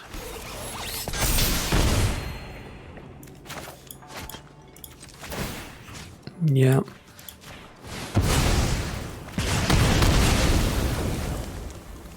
One, two, three, four, five, 6. We really don't block well, so I am going to go ahead and hit for 2 here. They definitely outrace us, but we just really don't block well. If they cast a single artifact, everything they have is a 2-2, a 2-3, or a 2-1 here, and the 2-1 draws them a card when it dies anyway. So it's not like our Hoverbike is going to block well, and our 1-1, probably not either. Looks like they're still just going for the Samurai, making sure they can keep dropping 5 drops, and there's Behold the Unspeakable. One of the best cards in the set, a really brutal saga. It has an immensely high win rate on average. Yeah, it just like shuts off your opponent's attacks, and then you scry 2, draw 2, and then you get a big game-ending Flampler. All 3 of those stacked together just ends up being incredible value. Yeah, I think I am going to go ahead and Gravelighter here. It does seem solid. They sacrifice one of their automatons, I guess. Guess they just ran out of artifacts, didn't have any more to make them bigger. They could sack the Papercraft Decoy too. They don't have the mana to draw the card off of it right now, but if they expect to be playing some artifact for the automaton,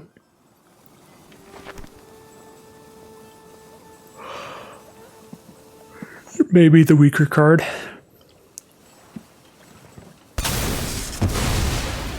Alright, Alright, so they do sacrifice the papercraft decoy. We will get our servo back out of our anvil. And I'm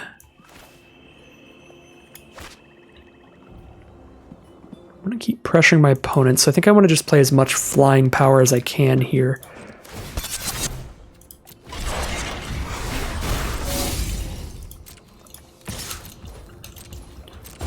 And then we can Unstoppable Ogre once they have a flying blocker. So like turn 3 of Behold the Unspeakable, once it flips into the Vision of the Unspeakable. Shut off a flying blocker and find lethal that turn, because they are down to 9 now. We have 3 power in the sky if we don't buff the Infiltrator or crew the Hoverbike. If we do crew the Hoverbike, we have 5 damage in the sky.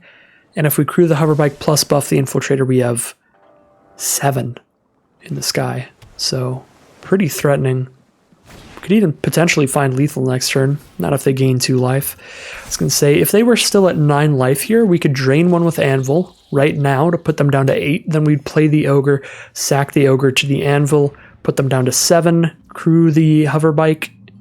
So they're at 7, take 1, 2, 3, 4, 5, plus buff the Infiltrator. That's if we hit a land, we would have exact lethal. But they gained 2 life, so no longer do we have lethal. And, wow, yeah, they gained 2 life and played 2 artifacts here. So now they counterattack us really hard to where if we don't find lethal this turn, we're probably dead. And because they gained 2 life, we don't find lethal this turn. So that was a brutal turn for us. And all we can hope to do is trump block 3 damage, so I don't think we even block here. Down to 6. Experimental Synthesizer is the draw. We can probably kill them in 2 attacks. See what our synthesizer does for us here. Another Inkrise Infiltrator, that's pretty interesting, but we can't cast that without buffing this one. They're at 11 life. Oni-Cult Anvil hits them for 1 per turn. They go down to 10, take 5 in the sky? But we're going to be at 6 life with 2 blockers. We'll be at 7 life with 2 blockers, I guess. 7 life, 2 blockers. We go block there, take 1, 2, 3, 4, 5, 6, 7. Take Exactsies. So we can't afford to crew the Hoverbike and attack with that as well here. So we just attack with the 2 straight up flyers, I guess. And then play our Ogre and Infiltrator. So we can actually crew... Wait, no. We can crew with the Hoverbike. Then we can sack the 1/1 to get another 1/1 here. So we attack all, and we could have 3 blockers. If we're at 3 blockers at 7 life, block there, block there, block there, take 1, 2, 3, 4. I think we can and should probably attack all. I mean, I guess if I attack with just these 2, we put them to 7, then we put them to 6 when we crack with the Anvil, and they still just die next turn. Right? 1, 2, 3, 4.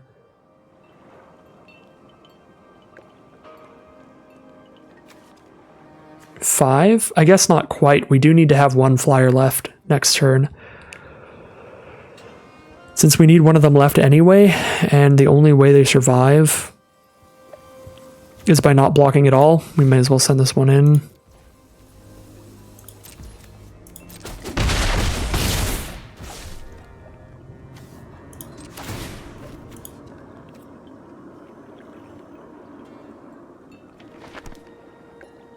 Do I go for Synthesizer again over the 1/1? I probably crack Synthesizer instead of playing Ogre, so I have more ways to kill them.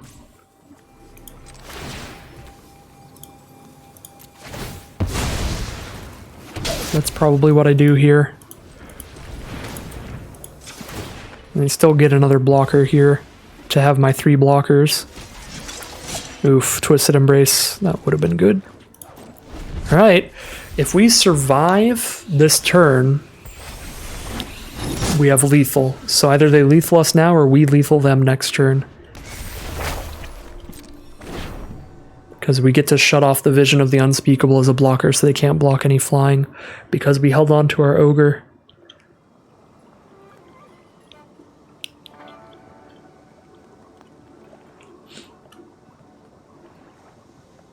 What's it gonna be here?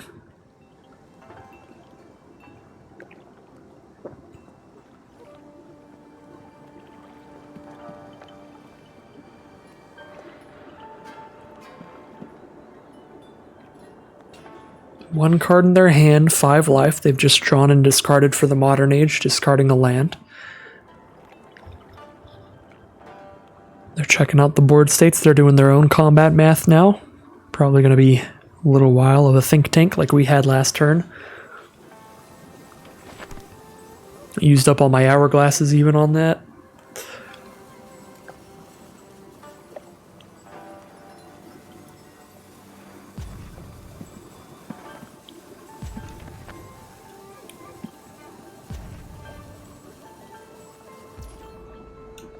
Heading into combat.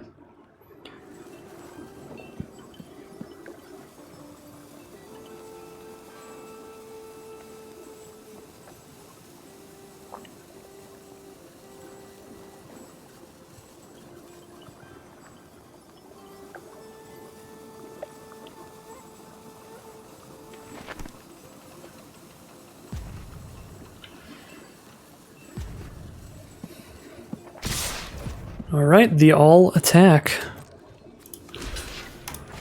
Block.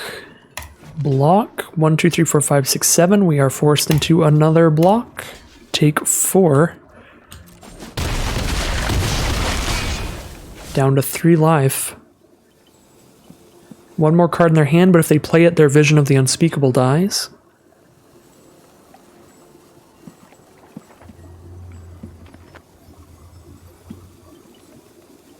They will have 0 cards in their hand, making the Vision of the Unspeakable 0/0.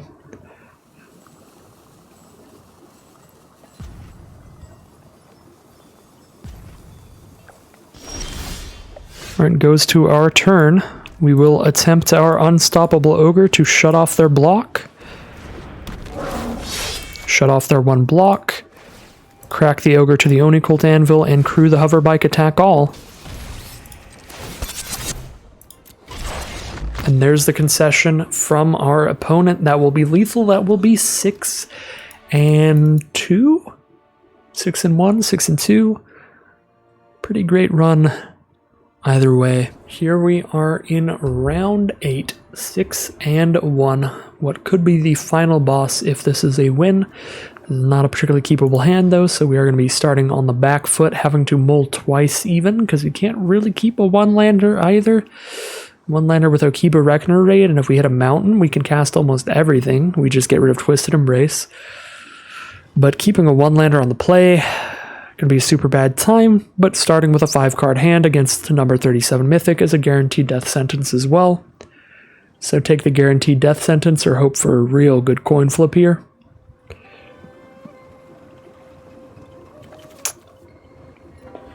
Now this is rough. Mulling to 5 is always so bad. Let's just become the luckiest player on Arena.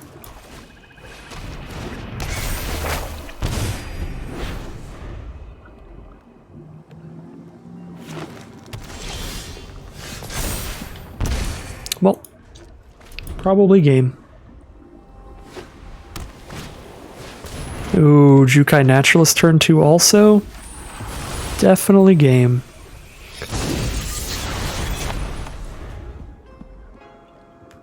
Makes all of their enchantments cost 1 less to cast, so they're going to be casting everything a turn early. Green, white, blue here with the Network Terminal for mana fixing, and go Shintai of Boundless Vigor for only 1 mana.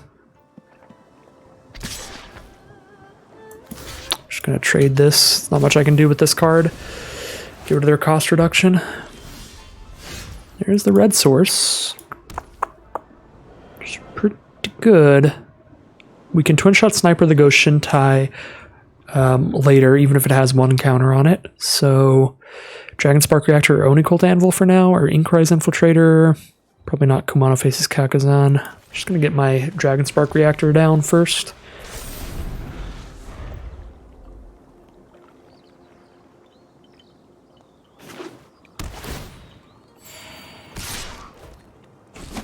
Shintai comes in for 1, and the pass turn, it is now a 2/2.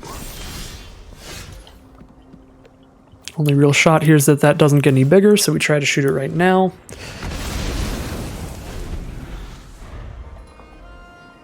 Because that is just going to be an expanding threat throughout the game. 5 color from our opponent. Could be Kamigawa for sure. They have every color except black. Network Terminal does provide the black mana though. They've just got a second Ghost Shintai here. They choose to hold 4 mana up for Tomio's completion or something. Oops, that's not Arena. That's OBS. My apologies. That will happen from time to time. We can't shoot the Ghost Shintai anyway, so let's just Kumano faces Kakazan and play one of these Infiltrators.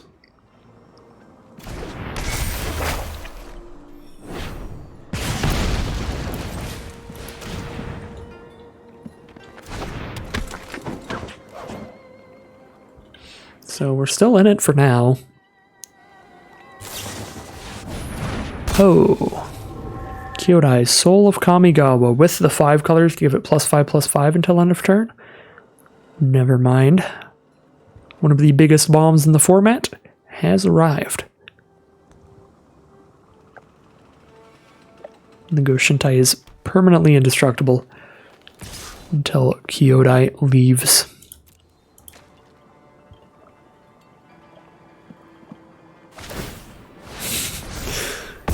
Opponent is living the dream here. They've got the 5 colors turn 5.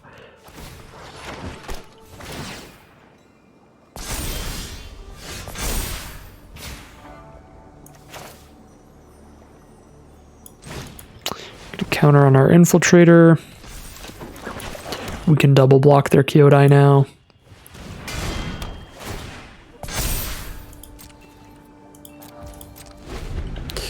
Dragon Spark Reactor is close to being lethal on Kyodai.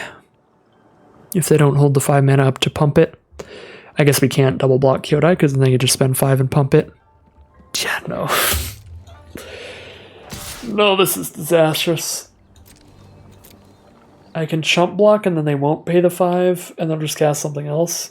Or I can double block and they'll just pay the 5 and kill both their blockers.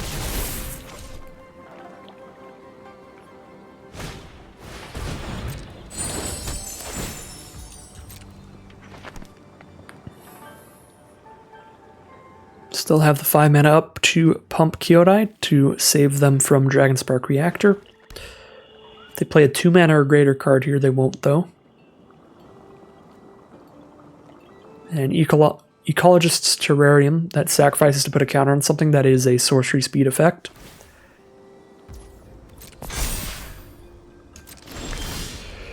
But they hold the 5 mana up. Kyodai's still doing Kyodai things. They have an indestructible blocker. I guess we can shut it off for a turn.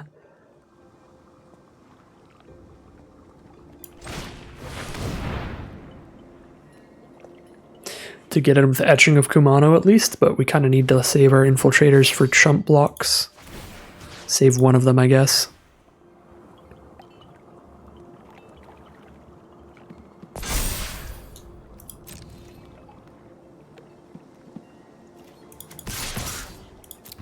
Start working on having the Oni Cult Anvil maybe whittle them down while we chump block.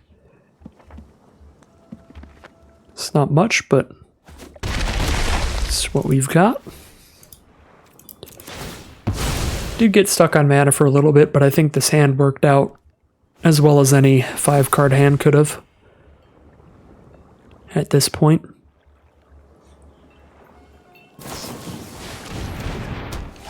Tomio's completion the Dragon Spark Reactor to shut off its ability.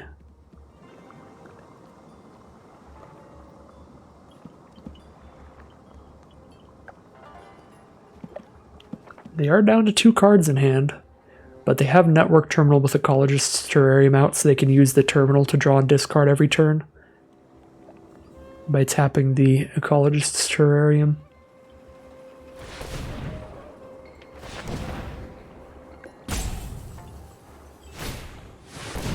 Grafted Growth. Get a +1/+1 counter down.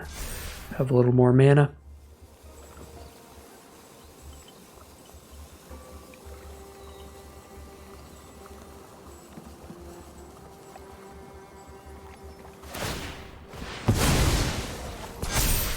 Buff the Ghost Shintai and just send in 2, 3, 4. They don't have the mana to buff Kyodai. How well do we crack back? We go to 3 life, we crack back there at 15, take 1, 2, 3, 4, 5, 6, 7, 8, 9. Not for lethal, but guess we only crack back with 1 less if I block Kyodai. It would be better to block Kyodai when they have the mana up their pump. So we save Inkrise Infiltrator for a chump blocker next turn instead.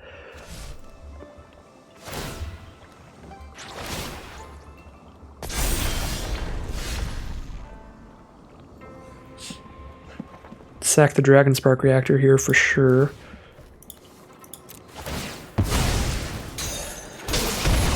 So they have a 6/6 Trampler. We need to be able to block the Trampler and not die, which means we need 3 toughness to block that.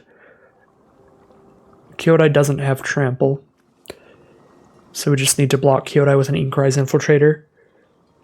So 3 toughness to block Goshintai Boundless Vigor. We probably hold the Etching of Kumano plus a 1/1 back then, I guess.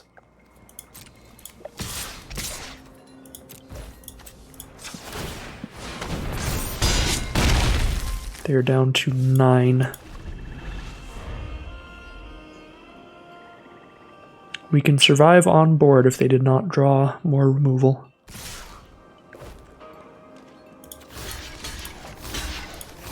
Again, we have to block the Kyodai because of the buff ability.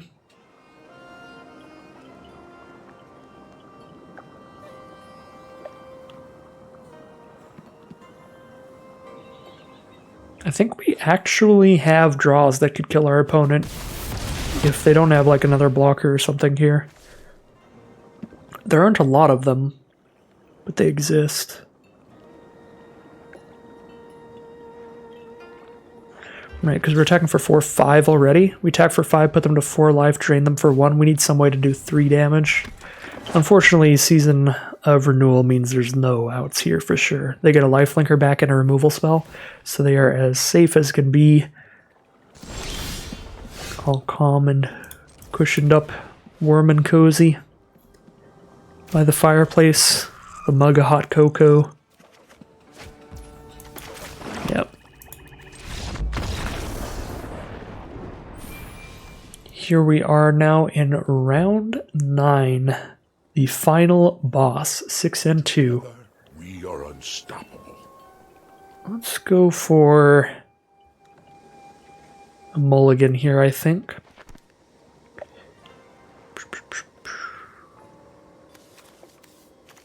Yeah, because like Synthesizer again, it's a late game play. Hoverbike doesn't do anything by itself. Yeah, I think we have to mulligan this one. This is still pretty awkward, but I guess I'll keep this one. We can use these synthesizers to try to pull out lands if we don't draw more. We're probably doing our turn 2 reactor again.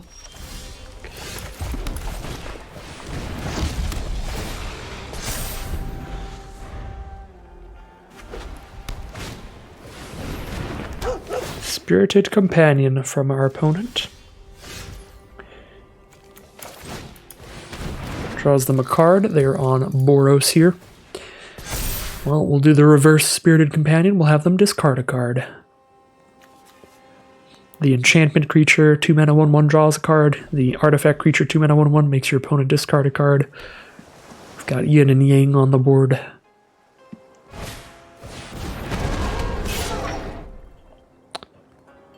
Trade here. Cost crew 2.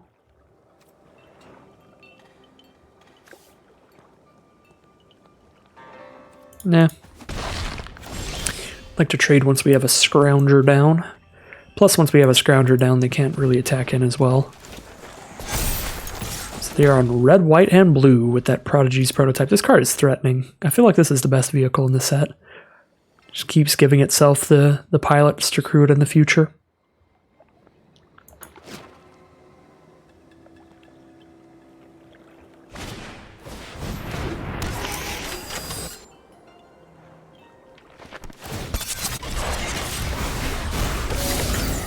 Containment Construct to crew the prototype to get that 1/1 pilot down. Well, we can Twinshot Sniper to kill one of their cards.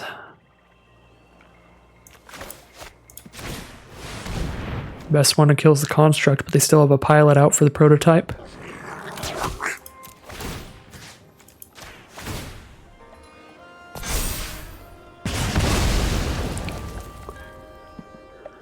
Get a treasure right now, or we can hold our 1/4 black back so we can still block the 3/4. Probably better than getting the treasure token right now. Treasure token does make the Dragon Spark Reactor bigger, but Dragon Spark Reactor is already big enough to kill the biggest creature on board, which is a 3/4.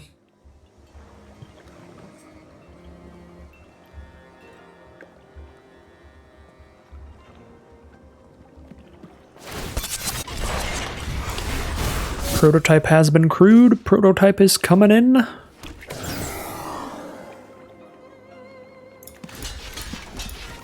Let's see what kind of nasty combat trick they have here.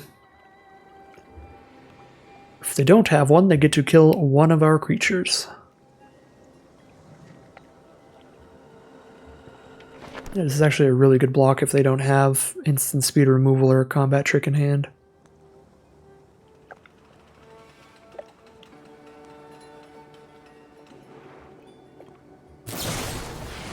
Wanderer's Intervention. Alright.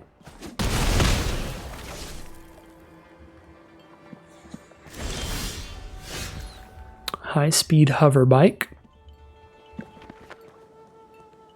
I'd rather just shoot the prototype with the Dragon Spark Reactor, and then if we don't need to do that, we can hover bike. But if they crew it here, I'm not going to tap it down, I'm just going to blow it up.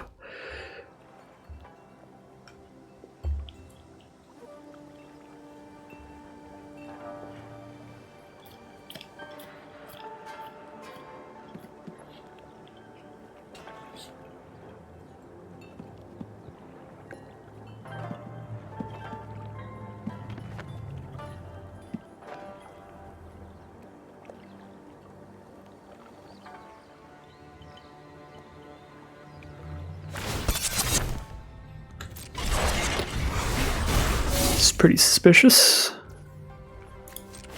Oh, if they have another way to protect this, kind of just out of luck here then.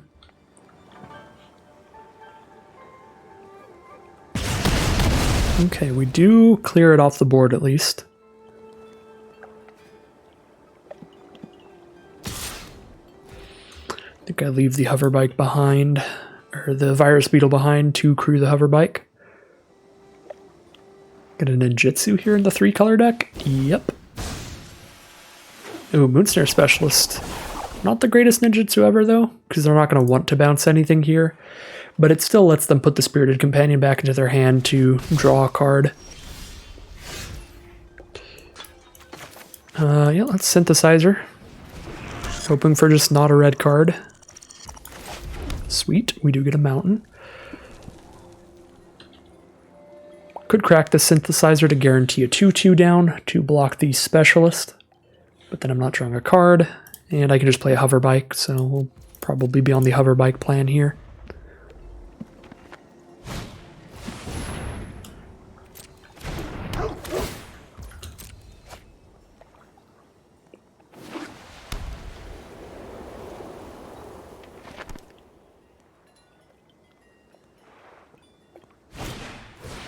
Reckoner Bankbuster. Big vehicle that sits there drawing them cards. Very good in a long game like this. Very good mana sink.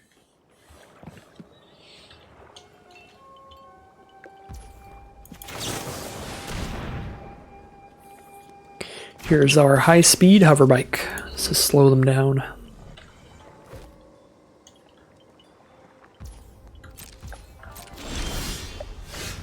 Alright, we start cracking some eggs here. A 2/2 Samurai cast something that costs 3 or less. Or just get a land.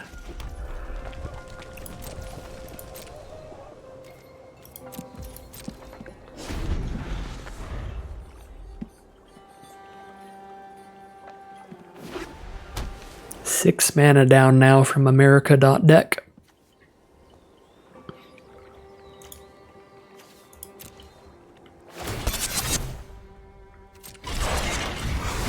They're going to crew the Bankbuster to get in with a 4/4.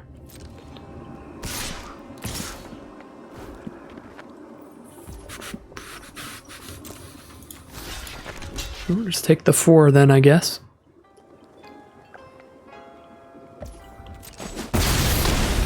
Down to 13. Brent still has a lot of cards to play around with here, thanks to Spirited Companion, plus recasting Spirited Companion. Imperial Recovery Unit, also a very threatening card, could get back their Containment Construct from their grave if the Spirited Companion ever dies, and get that back from grave too. This is pretty much the exact deck that I lost the Arena Open to. So I'm getting some horror game flashbacks here.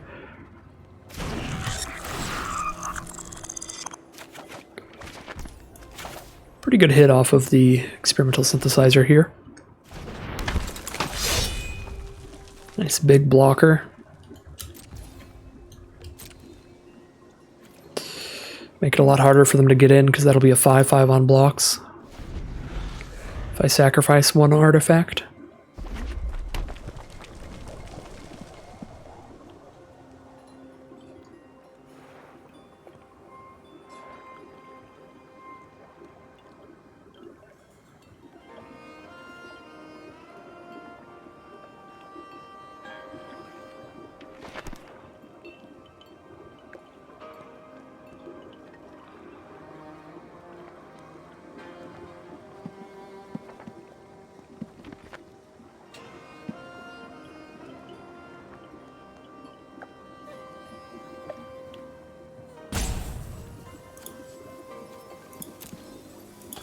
Three cards in hand, plenty of vehicles to crew. See what they want to do here. They have a Bank Buster to dump mana into to draw cards if they don't feel like they have a good attack.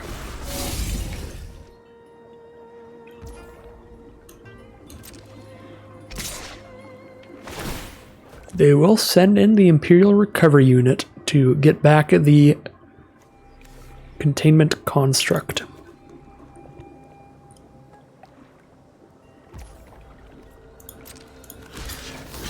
Block with our Steelbreaker and sacrifice our Virus Beetle here.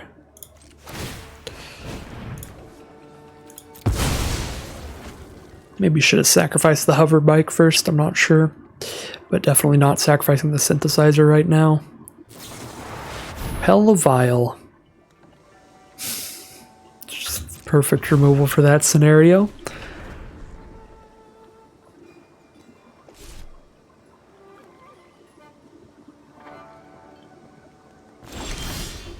Land off the top.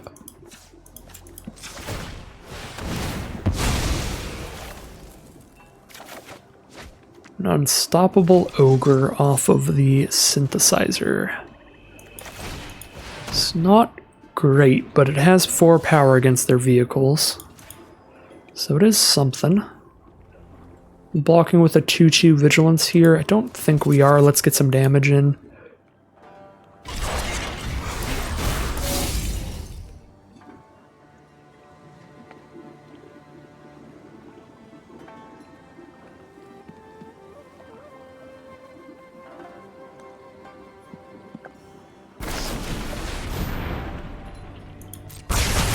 Alright, never mind. Seismic Wave is going to kill the hover bike.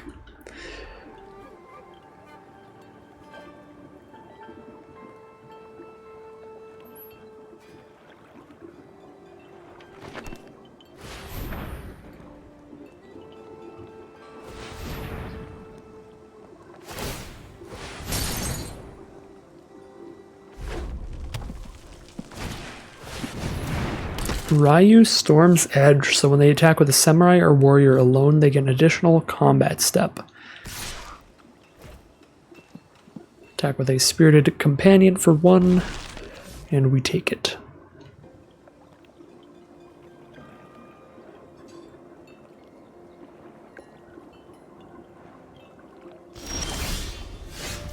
And land off the top. Things are... I was going to say things are quickly running away from us, but been in a pretty bad position almost all game. Dragon Spark Reactor. That'll kill our Unstoppable Ogre and do damage to us, even if they don't play another artifact. That will now kill either of our creatures and do 2 damage to us. 3 damage.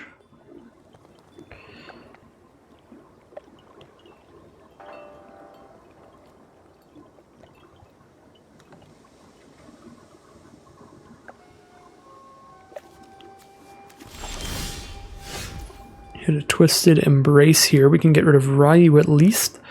The vehicles are still a big problem.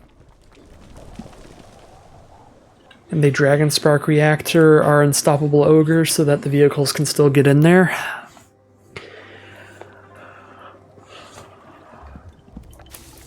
If I were not recording this as a game, I probably would have conceded several turns ago because I'm just not seeing any line to victory, knowing what's in our deck.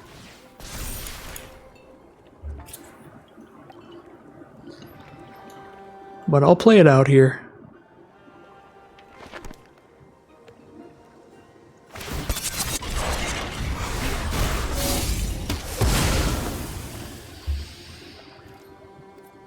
And luckily, theoretically, I think we just die in like 2 attacks. Because they Dragon Spark Reactor, kill the Ogre, and then they attack with a 3/4 and a 4/4 next turn. All I can do is chump block 1, and if I don't, I take 7.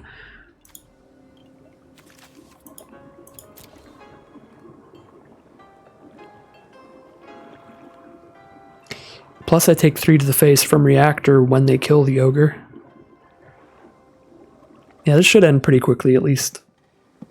Looking to be a 6-3 today.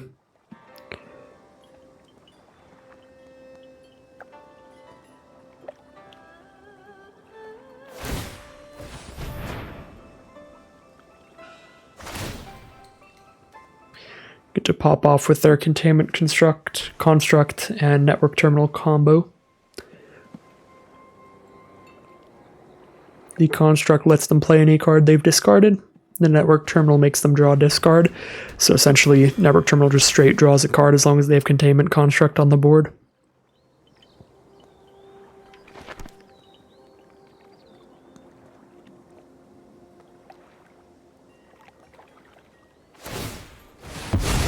There's Dragon Spark Reactor on the Ogre. We're down to 8. Crew both creatures. Attack for 7.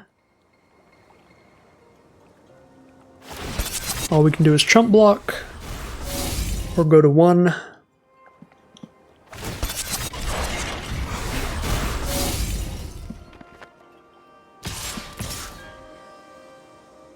If they send in the Spirited Companion as well, we are forced to chump block because we don't want to kill the Companion and let them get it back with the Recovery Unit. Let's just go to 1 here. And see what we've got off the top. Shimmian Schling shall not do it. That is 6-3 for today's draft. Not a bad run at all. I think this was a solid Rakdos deck here, but certainly not the best one ever. Dragon Spark Reactor, certainly not as exciting and a balmy of a card as it seemed to be early in the format. Now that the format has progressed, it is easy to see, as we've seen in this draft, that there are just a lot of ways to deal with it. Tameo's Completion, Fade into Antiquity style stuff, Kappa-Tech Wrecker. So it is not as big of a scary bomb as you would think it is, and it is still a very bad draw off the top late game. So the double Dragon Spark Reactor, not the most exciting thing in the world, and our curve's a bit awkward. We've got some weird stuff in the deck, some mediocre cards, some cards that just don't synergize super well for like a Rakdos artifact aggressive deck. Like the Infiltrators are a little weird in here, just fleshy flying creatures. But they played fine. Heiko Yamazaki didn't work super well. I don't think, got to trigger her 1 time, so she wasn't great. So it looks like, yeah, just like a pretty medium, Rakdos artifact pile here. Ideally, the really good Rakdos artifact decks could have, 2 Oni Cult Anvils, or at least maybe like 1 Oni Cult Anvil and a Sokenzen Smelter. Sokenzen Smelter is a 2-mana 2/2 that you can spend 1 mana, sacrifice any artifact to make a 3/1 haste creature. That's a really good card, especially if you get that alongside the Oni Cult Anvil. So that is a big card we're missing here. No Sokenzen Smelters is a bit rough. Other than that, I actually do like Iron Sentries quite a bit in this kind of Rakdos artifact deck too. But overall, we've got like a little bit of the good stuff, a little bit of more filler, average stuff in here too, some random sagas and creatures. So yeah, I'm pretty happy with how the deck fared overall. For a relatively average deck there. 1,800 gems and 5 packs for our 6-win run. Well, that is going to end today's draft. If you want to see some more videos like this, just stick around on the channel. You can also check out the link to the Twitch channel in the description below if you'd like to catch me live on occasion. But until next time, once again, I'd just like to thank you all very much for watching, and I will see you again soon for some more Magic Arena.